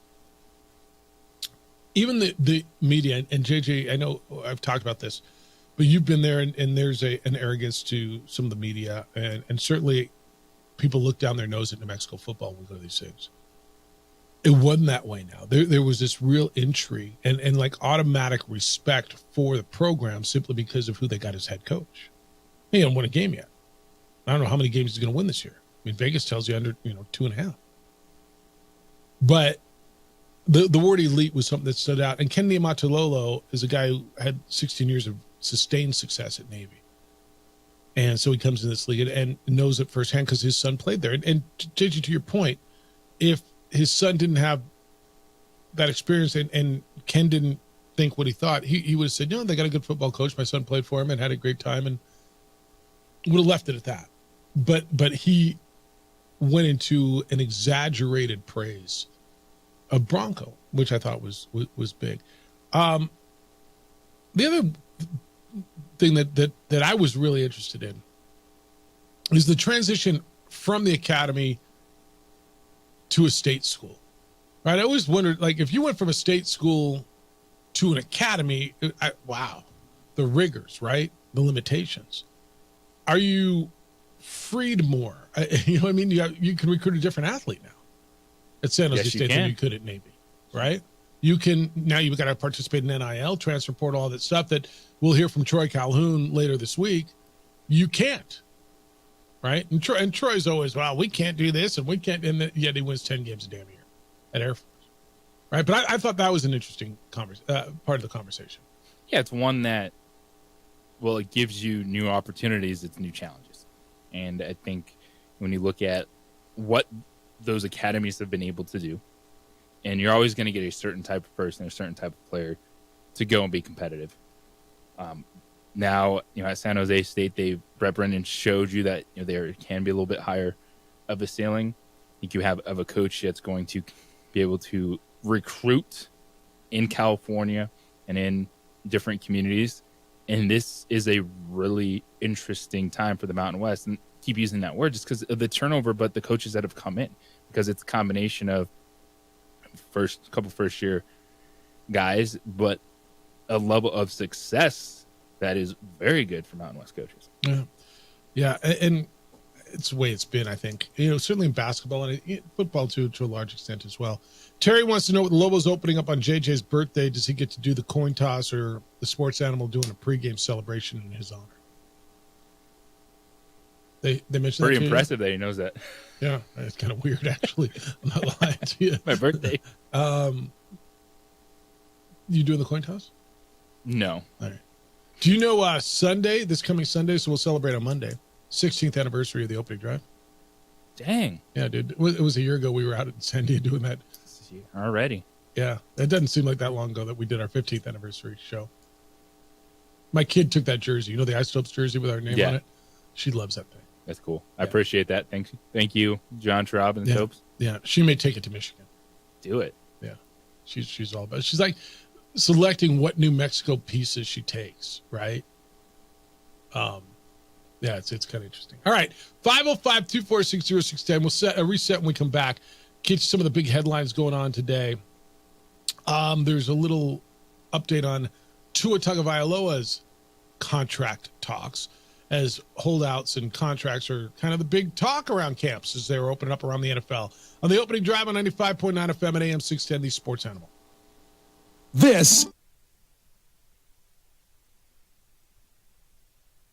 We would like to thank the following sponsors for making this broadcast possible. Don't sacrifice quality and flavor when you're in a hurry. Golden Pride offers ribs, fried chicken, red and green chili breakfast burritos, and Frontier sweet rolls. 4 great locations, or visit us online at goldenprideabq.com. Golden Pride Barbecue Chicken and Ribs are proud supporters of ProView Sports.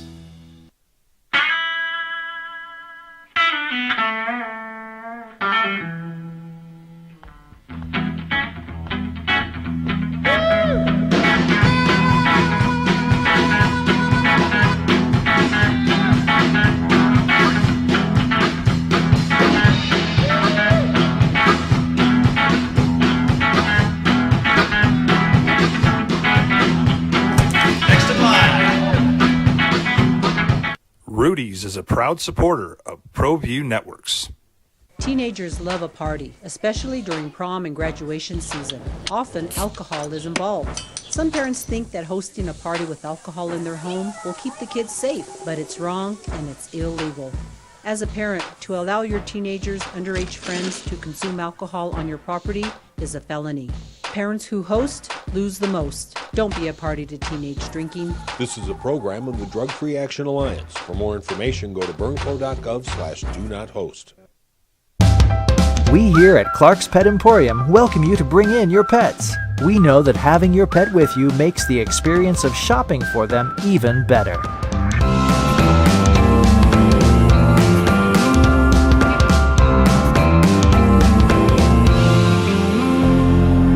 And we welcome you to bring your kids also. Clark's Pet Emporium, your pet's second best friend. We would like to thank the following sponsors for making this broadcast possible.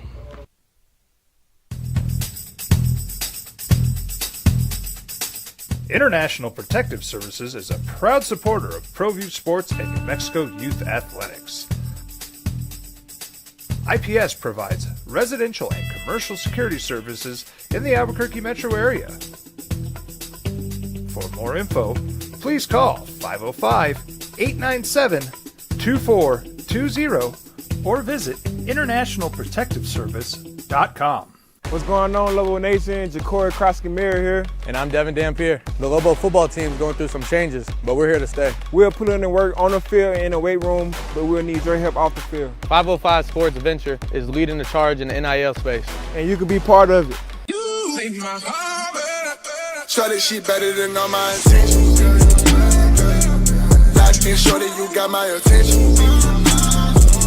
See your baby, I get you the business. Touchdown and pay you a visit. Hi, I'm Steve Stucker here for Dr. Robert Melendez and the Juliet Eye Institute. You may remember me like this, but no more. The glasses are gone. I tossed them months ago because of a brand new procedure from Dr. Melendez known as RLE, Refractive Lens Exchange. The latest technology, the best eyesight I've ever had in my life, and you can check it out by clicking on the link in the description right here.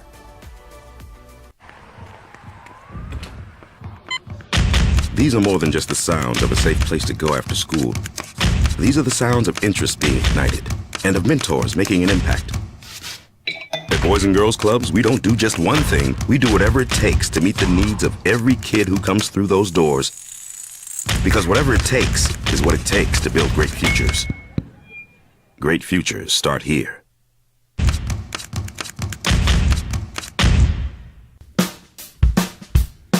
Well, I'm going to the frontier, walk up to the cashier, order up a root beer and a number one. Cover it with green stuff, one scoop is not enough. Find a booth is real tough, back by the Duke. Meet my family, meet my friends in the quirkiest restaurant I have ever been. All of Albuquerque's favorite spot, it's the Frontier Restaurant. The Frontier Restaurant is a proud supporter of ProView Networks.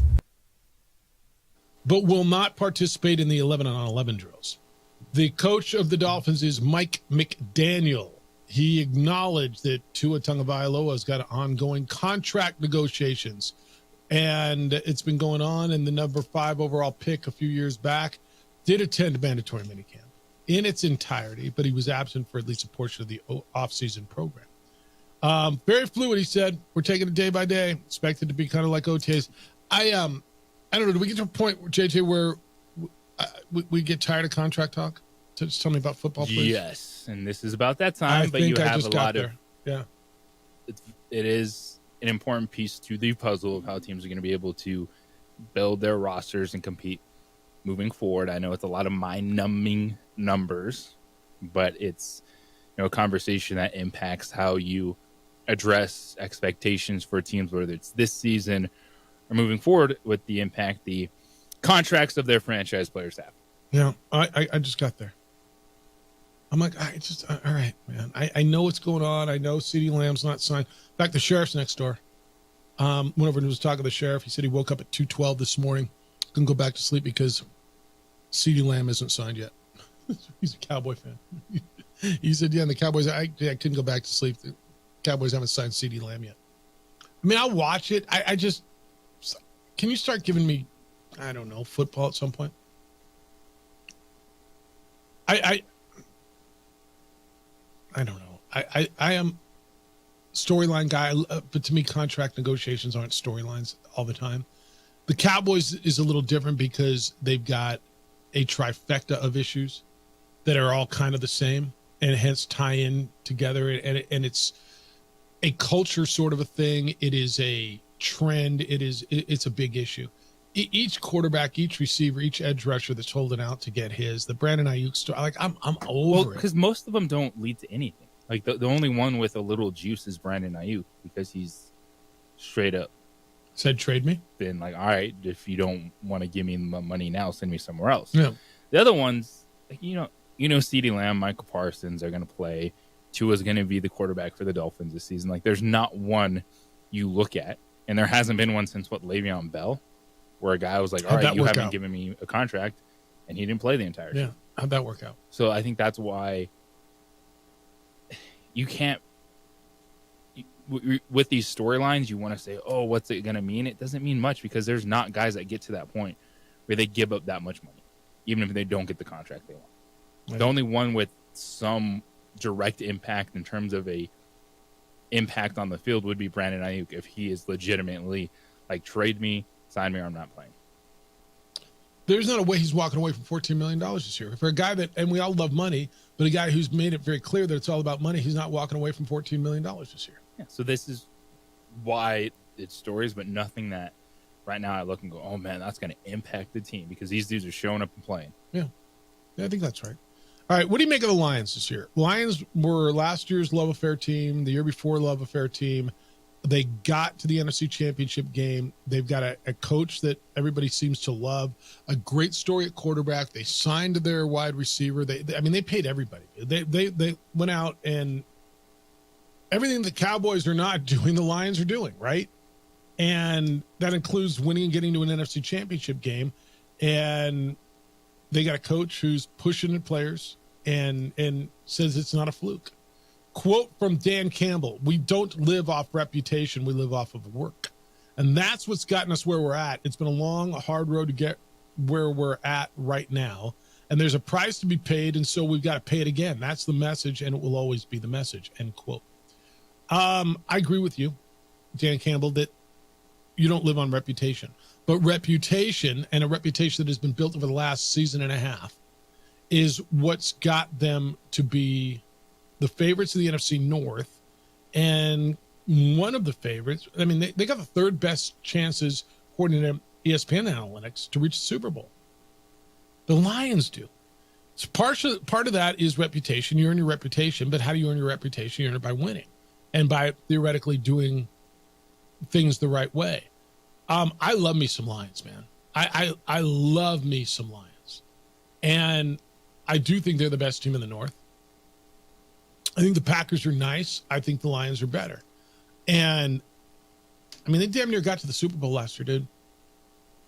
And I see no reason why they shouldn't continue to get better. Offensively, they are as stacked as any team, and that includes San Francisco and Kansas City. Yes, they are. You look at the combination: Amon-Ra St. Brown, Sam Laporta, Jahmyr Gibbs, David Montgomery in the backfield, Jared Goff. You best believe in by now. No reason to question him to get it done outside of a Sean McVay system. The Lions, too, are the reason so many people love that league. Just an outright disaster franchise for so long. And you can become a team that competes. Well, they hit on draft picks. They got really lucky with the quarterback thing. Okay, they got really lucky. Look, the plan when they got Jared Goff, and I don't know that they'll admit it, was let's ride out his contract and we'll get a quarterback. We got paid. The Rams gave us a couple of first-round picks, and we got this guy to gap us through until we get there. And then all of a sudden, dude played like a first overall draft pick, which he is, Jared Goff. I mean, I don't know. I'd love to hear, when it's all said and done, the story. Did they get lucky? Or was Jared Goff already a pretty good quarterback that just got into a system that was better for him than Sean McVay's system? Ooh, I can't say it's better. Well, you can't say it's better for him? No. Why? Because the system in LA was good enough that they got to the Super Bowl. Okay. And then they got rid of him. And I'm not telling you it was a bad system. And I know, well, Sean McVay is a genius and nothing can be better than Sean McVay. I just think I'm saying the overall, not just the offensive scheme. I'm talking about the entirety of the. Okay. Because I think the issue's not the system, it's the narrative as sports fans that if a quarterback's not good year one or falls short, he's never going to be that good. Because Jared Goff was never the guy that he was portrayed in the media. Did you give me a stat? Like the quarterback conversation is a broken one among sports fans. 100%. 100%. So you said a couple of things. Jared Goff was always a good quarterback. Was he a great quarterback? Was he an elite quarterback? He's as good now as he's ever been. That includes when he went to the Super Bowl. I will argue with you now that he's better than the year they went to the Super Bowl. And I would even argue that the situation he's in, and maybe my terminology was bad because I said system. And probably what I meant is situation. And I think you still disagree with me, but might have been better for him where he is now. He was appreciated where he is now. Obviously, they didn't want him because that's why they went out and got Matthew Stafford. I understand that Sean McVay's offensive system, he's the today's genius, and there's nothing better. But here's a guy who has thrived.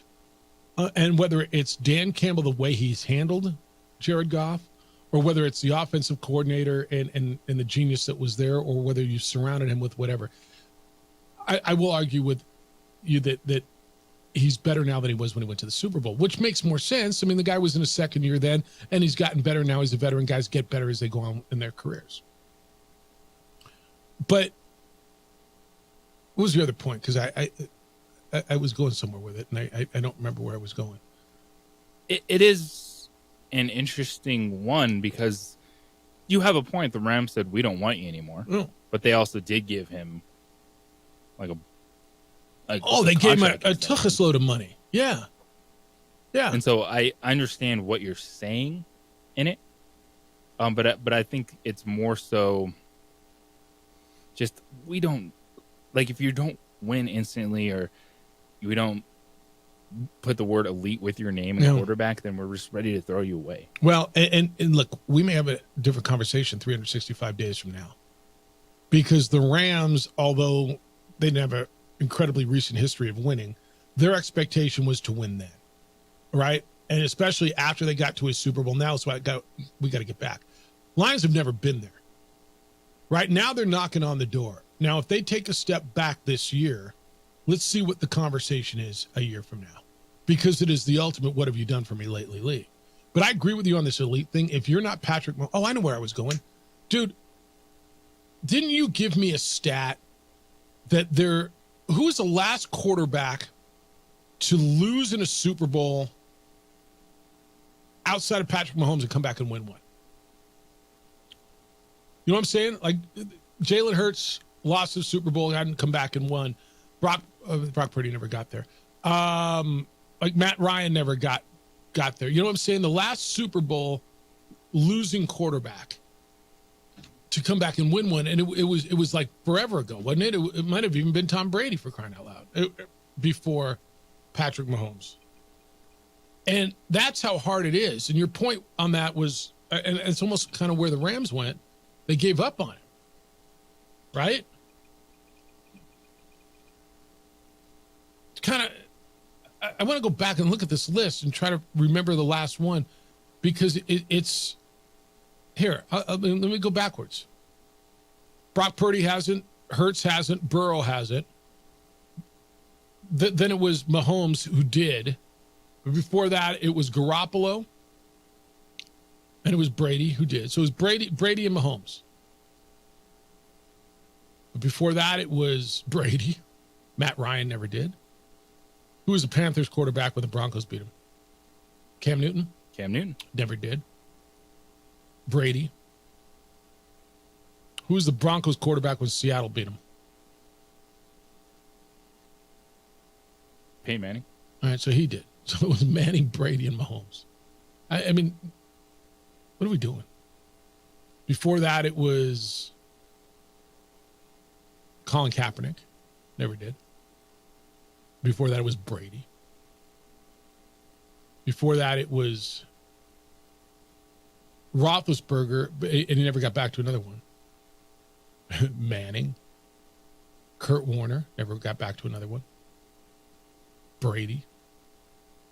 Who was the Bears quarterback when I forgot the Colts played the Bears in the Super Bowl 41? Who was the Bears quarterback? Who was Rex Grossman when Brian played in the Super Bowl? Who was the quarterback? Sexy Rexy. Was it Rex Grossman? Yes, it was. So what you're telling me in the last, man, I'm keep going backwards, man.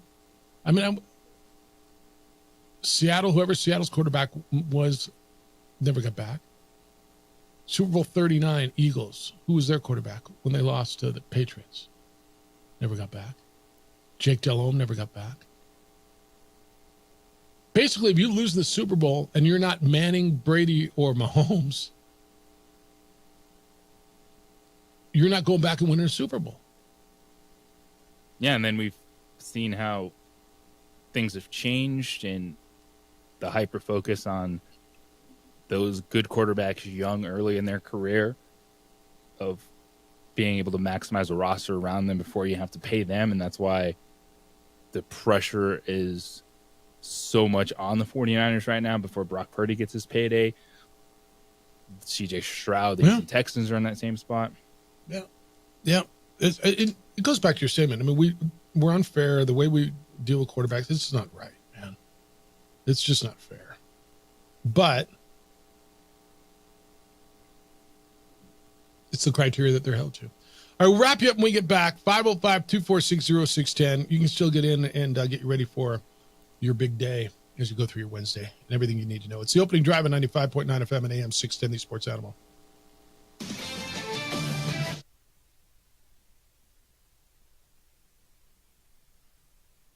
We would like to thank the following sponsors for making this broadcast possible.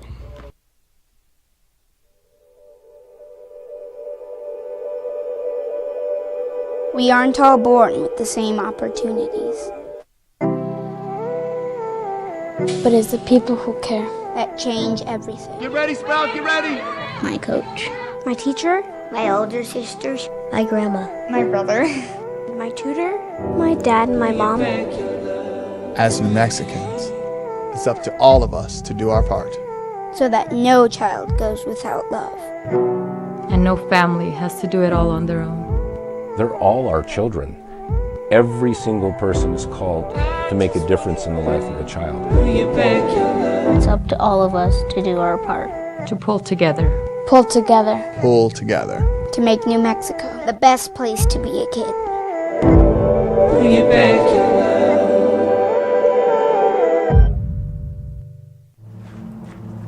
Young driver, this one. Hard to get her out. She'd been drinking. This one. Both of them gone. They'd been drinking, and he drove clear off the road.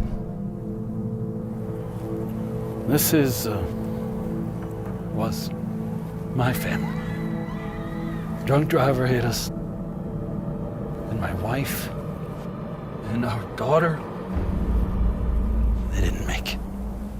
What's going on, Lobo Nation? Ja'Cory Krosky-Miller here. And I'm Devin Dampier. The Lobo football team's going through some changes, but we're here to stay. We'll put in the work on the field and in the weight room, but we'll need your help off the field. 505 Sports Venture is leading the charge in the NIL space. And you can be part of it. Shorty, she better than all my intentions. Locked in, shorty, you got my attention.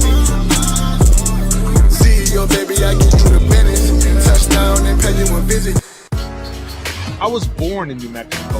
I grew up on these streets. I got in trouble here, and I fought my way back in boot camp. I love New Mexico, especially the people. Now I'm using my training, tenacity, and energy to fight for you. I'm Adam Oki, lawyer, fighter, and New Mexican. I was a local athlete here in New Mexico, so I'm proud to support your local athletes.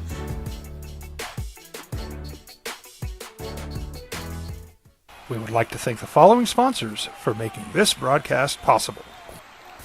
Everguard Roofing and Solar. For nearly 20 years, Everguard Roofing and Solar has been working with New Mexicans to enhance their homes and businesses. For all your roofing and solar needs in New Mexico, call 505-821-9543. Hey, look! It's Dwight Goodman! Boom! This place is hot. Let's see if anyone needs my help. How about I drive you madman home, huh? I got this, Dwight. I'm the designated driver. Boom. Sweet? Does anyone need Dwight's help getting home tonight? No thanks, Romeo. I've got a taxi all lined up. Drive safe, Dwight. Boom! Boom!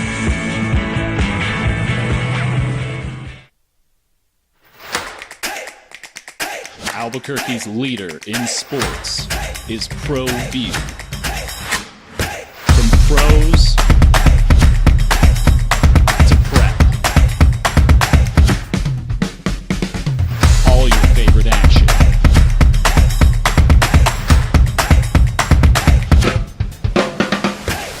All your favorite talk shows.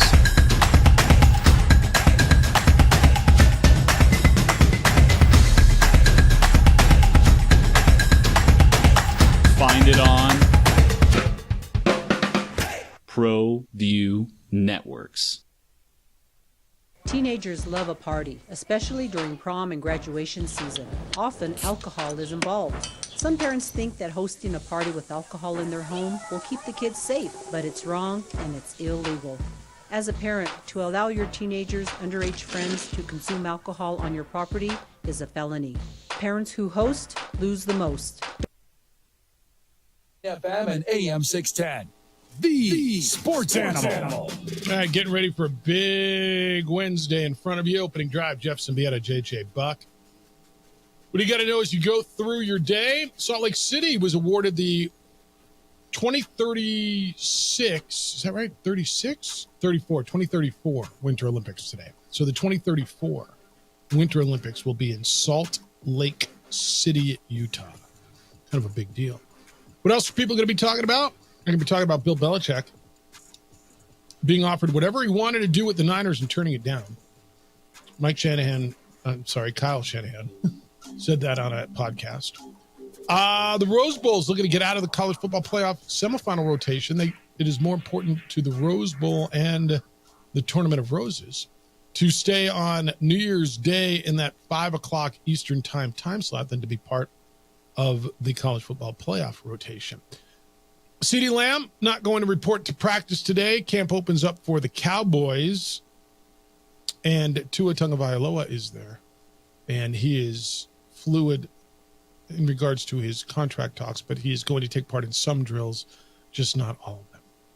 Opening drive, Jeff, JJ, and, well, I guess that's it. Did you see, so the Home Run Derby X, they're going to announce, I guess, tomorrow, that Home Run Derby thing that's going on out at Isotopes Park, who the local participants were. They opened it up for in-state participants. And the Journal today, James Yotis did a story that Molly Satete, the young lady from West Las Vegas High School, the freshman, who earlier this year broke the state single-season softball home run record with 24 of them as an 8th grader, is going to be part of this. It doesn't talk about the context, whether she's going to be a participant or a competitor, but she will be in Home Run Derby X next month at Isotopes Park.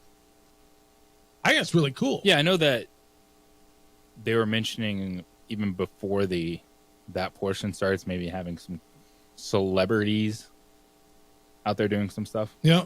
Is she one of them? She would be one of them. All right. I mean, hell, give me a 14-year-old who hits 24 bombs, and I'm watching.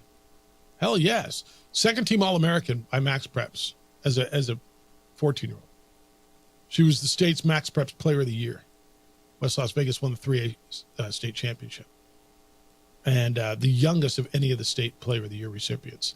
I think this is really cool. It's the 23rd, so that's that Friday before opening day of football out at Isotopes Park. And we'll get the rest of the participants. I guess tomorrow they're doing a press conference. But I'm good for her, man. I'm all about this. Going out and watching this young lady hit balls out of the yard. Another note, Bella Hines, the El Dorado star who's going to LSU, her club team won a national title in Chicago. She's playing on a team. They were in Chicago. Her team is called Cy-Fair Elite U17 Girls. It's EYBL's one of their club teams. And just youngins making big stuff nationally. But it's really kind of cool watching what's going on around here. All right, tomorrow Tony Sanchez is going to be with us. He's New Mexico State's football coach, planning on 8 o'clock tomorrow morning. And media day for Conference USA just wrapped up.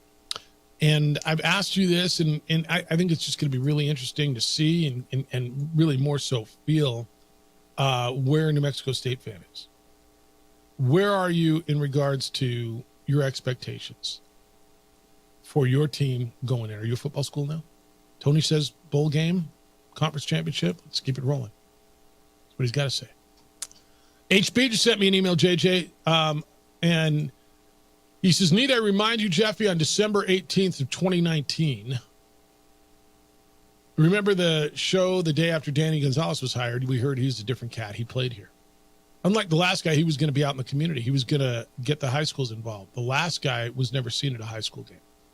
He was going to get the alumni involved, something the last guy didn't do. His BFF and former roommate was All-America candidate Brian Urlacher. How did that turn out? HB. I got to make any promises. Did you hear me say Bronco Mendenhall is going to start winning conference chat? I made no promises. You made a change. Oh, look, did all those things that Danny, when he was here, was he in the community? Yep. Did he get the high schools more involved? Yeah. Yeah. Did he get the alumni more involved? Yeah. Yeah, he did. How much more involved was Brian? I don't know. Yeah, I did those things. They didn't win enough games. They were 4-8 last year. And I still sit here to this day. JJ, if they'd have beat Utah State the last game of the season, gone 5-7, who's your head coach right now? I think Eddie would tell you probably still Bronco Mendenhall, but if they win that last game, if he goes for 2 at the end of regulation and they make it, who's your head coach right now? You're closer to having a different conversation. At 5-7? And you would have won your last 2. You'd have won in Fresno. Utah State, you'd have knocked them out of bowl contention. I don't know. But yeah, HB, I got no promises for you. Like, how'd that turn out? We all know how that turned out. It's why we are where we are. Now, Danny wasn't a head coach before. Bronco has been, and his track record is what it is. But I'm not, look, I get it. Been around here long enough. I've seen enough of what goes on. I know how hard it is to win. I don't even think Bronco's making any promises. But I kind of want to watch. Thanks to Ken Niumatalolo, San Jose State's head coach. Tomorrow, Tony Sanchez at 8 o'clock. Jim Rome Show is next. The Herd with Colin Cowards after that. 2 Men On is in at 4, and then you get Isotopes Baseball against the Round Rock Express. We're back tomorrow morning with Award-winning radio. We'll start at 7 a.m. Adrian, great work. Always looks good on the visual side. If you haven't checked that out, you should. Xfinity Channel 26 around the state or on our Facebook page, the OD and the AM. Big day for you. Huge day. Enjoy it. Be good to each other, please. Be kind, loving, caring, and sharing. We'll smell you tomorrow. Is reviewing life insurance? We would like to thank the following sponsors for making this broadcast possible. Don't sacrifice quality and flavor when you're in a hurry. Golden Pride offers ribs, fried chicken, red and green chili breakfast burritos, and Frontier sweet rolls. 4 great locations, or visit us online at goldenprideabq.com. Golden Pride Barbecue Chicken and Ribs are proud supporters of ProView Sports. Hi, my name is Daniel Chavez, and this is my business partner, David Chavez. We are the owners of Indeed Safety. Indeed Safety is a local safety consulting company helping our clients with their safety needs for their projects. One of the things we pride ourselves as a construction safety company is helping our men and women in construction get home safe every day to their families. Indeed Safety is a proud supporter of ProView Network.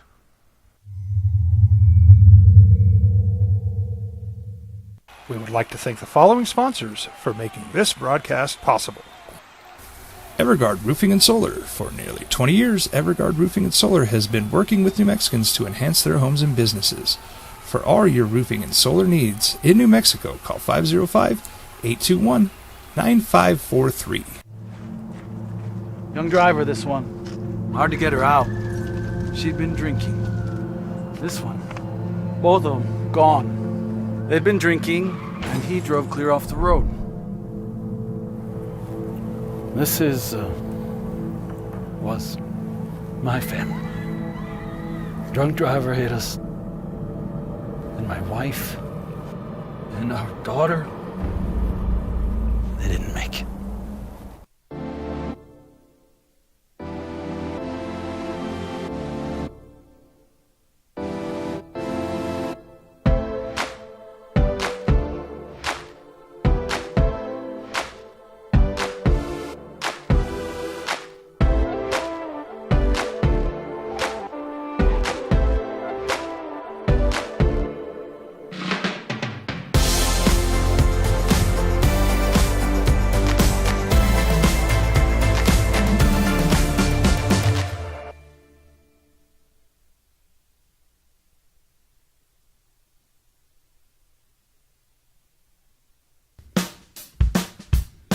Well, I'm going to the frontier, walk up to the cashier, order up a root beer and a number 1. Cover it with green stuff, 1 scoop is not enough. Find a booth is real tough, back by the Duke. Meet my family, meet my friends in the quirkiest restaurant I have ever been. All of Albuquerque's favorite spot. It's the Frontier Restaurant. The Frontier Restaurant is a proud supporter of ProView Networks.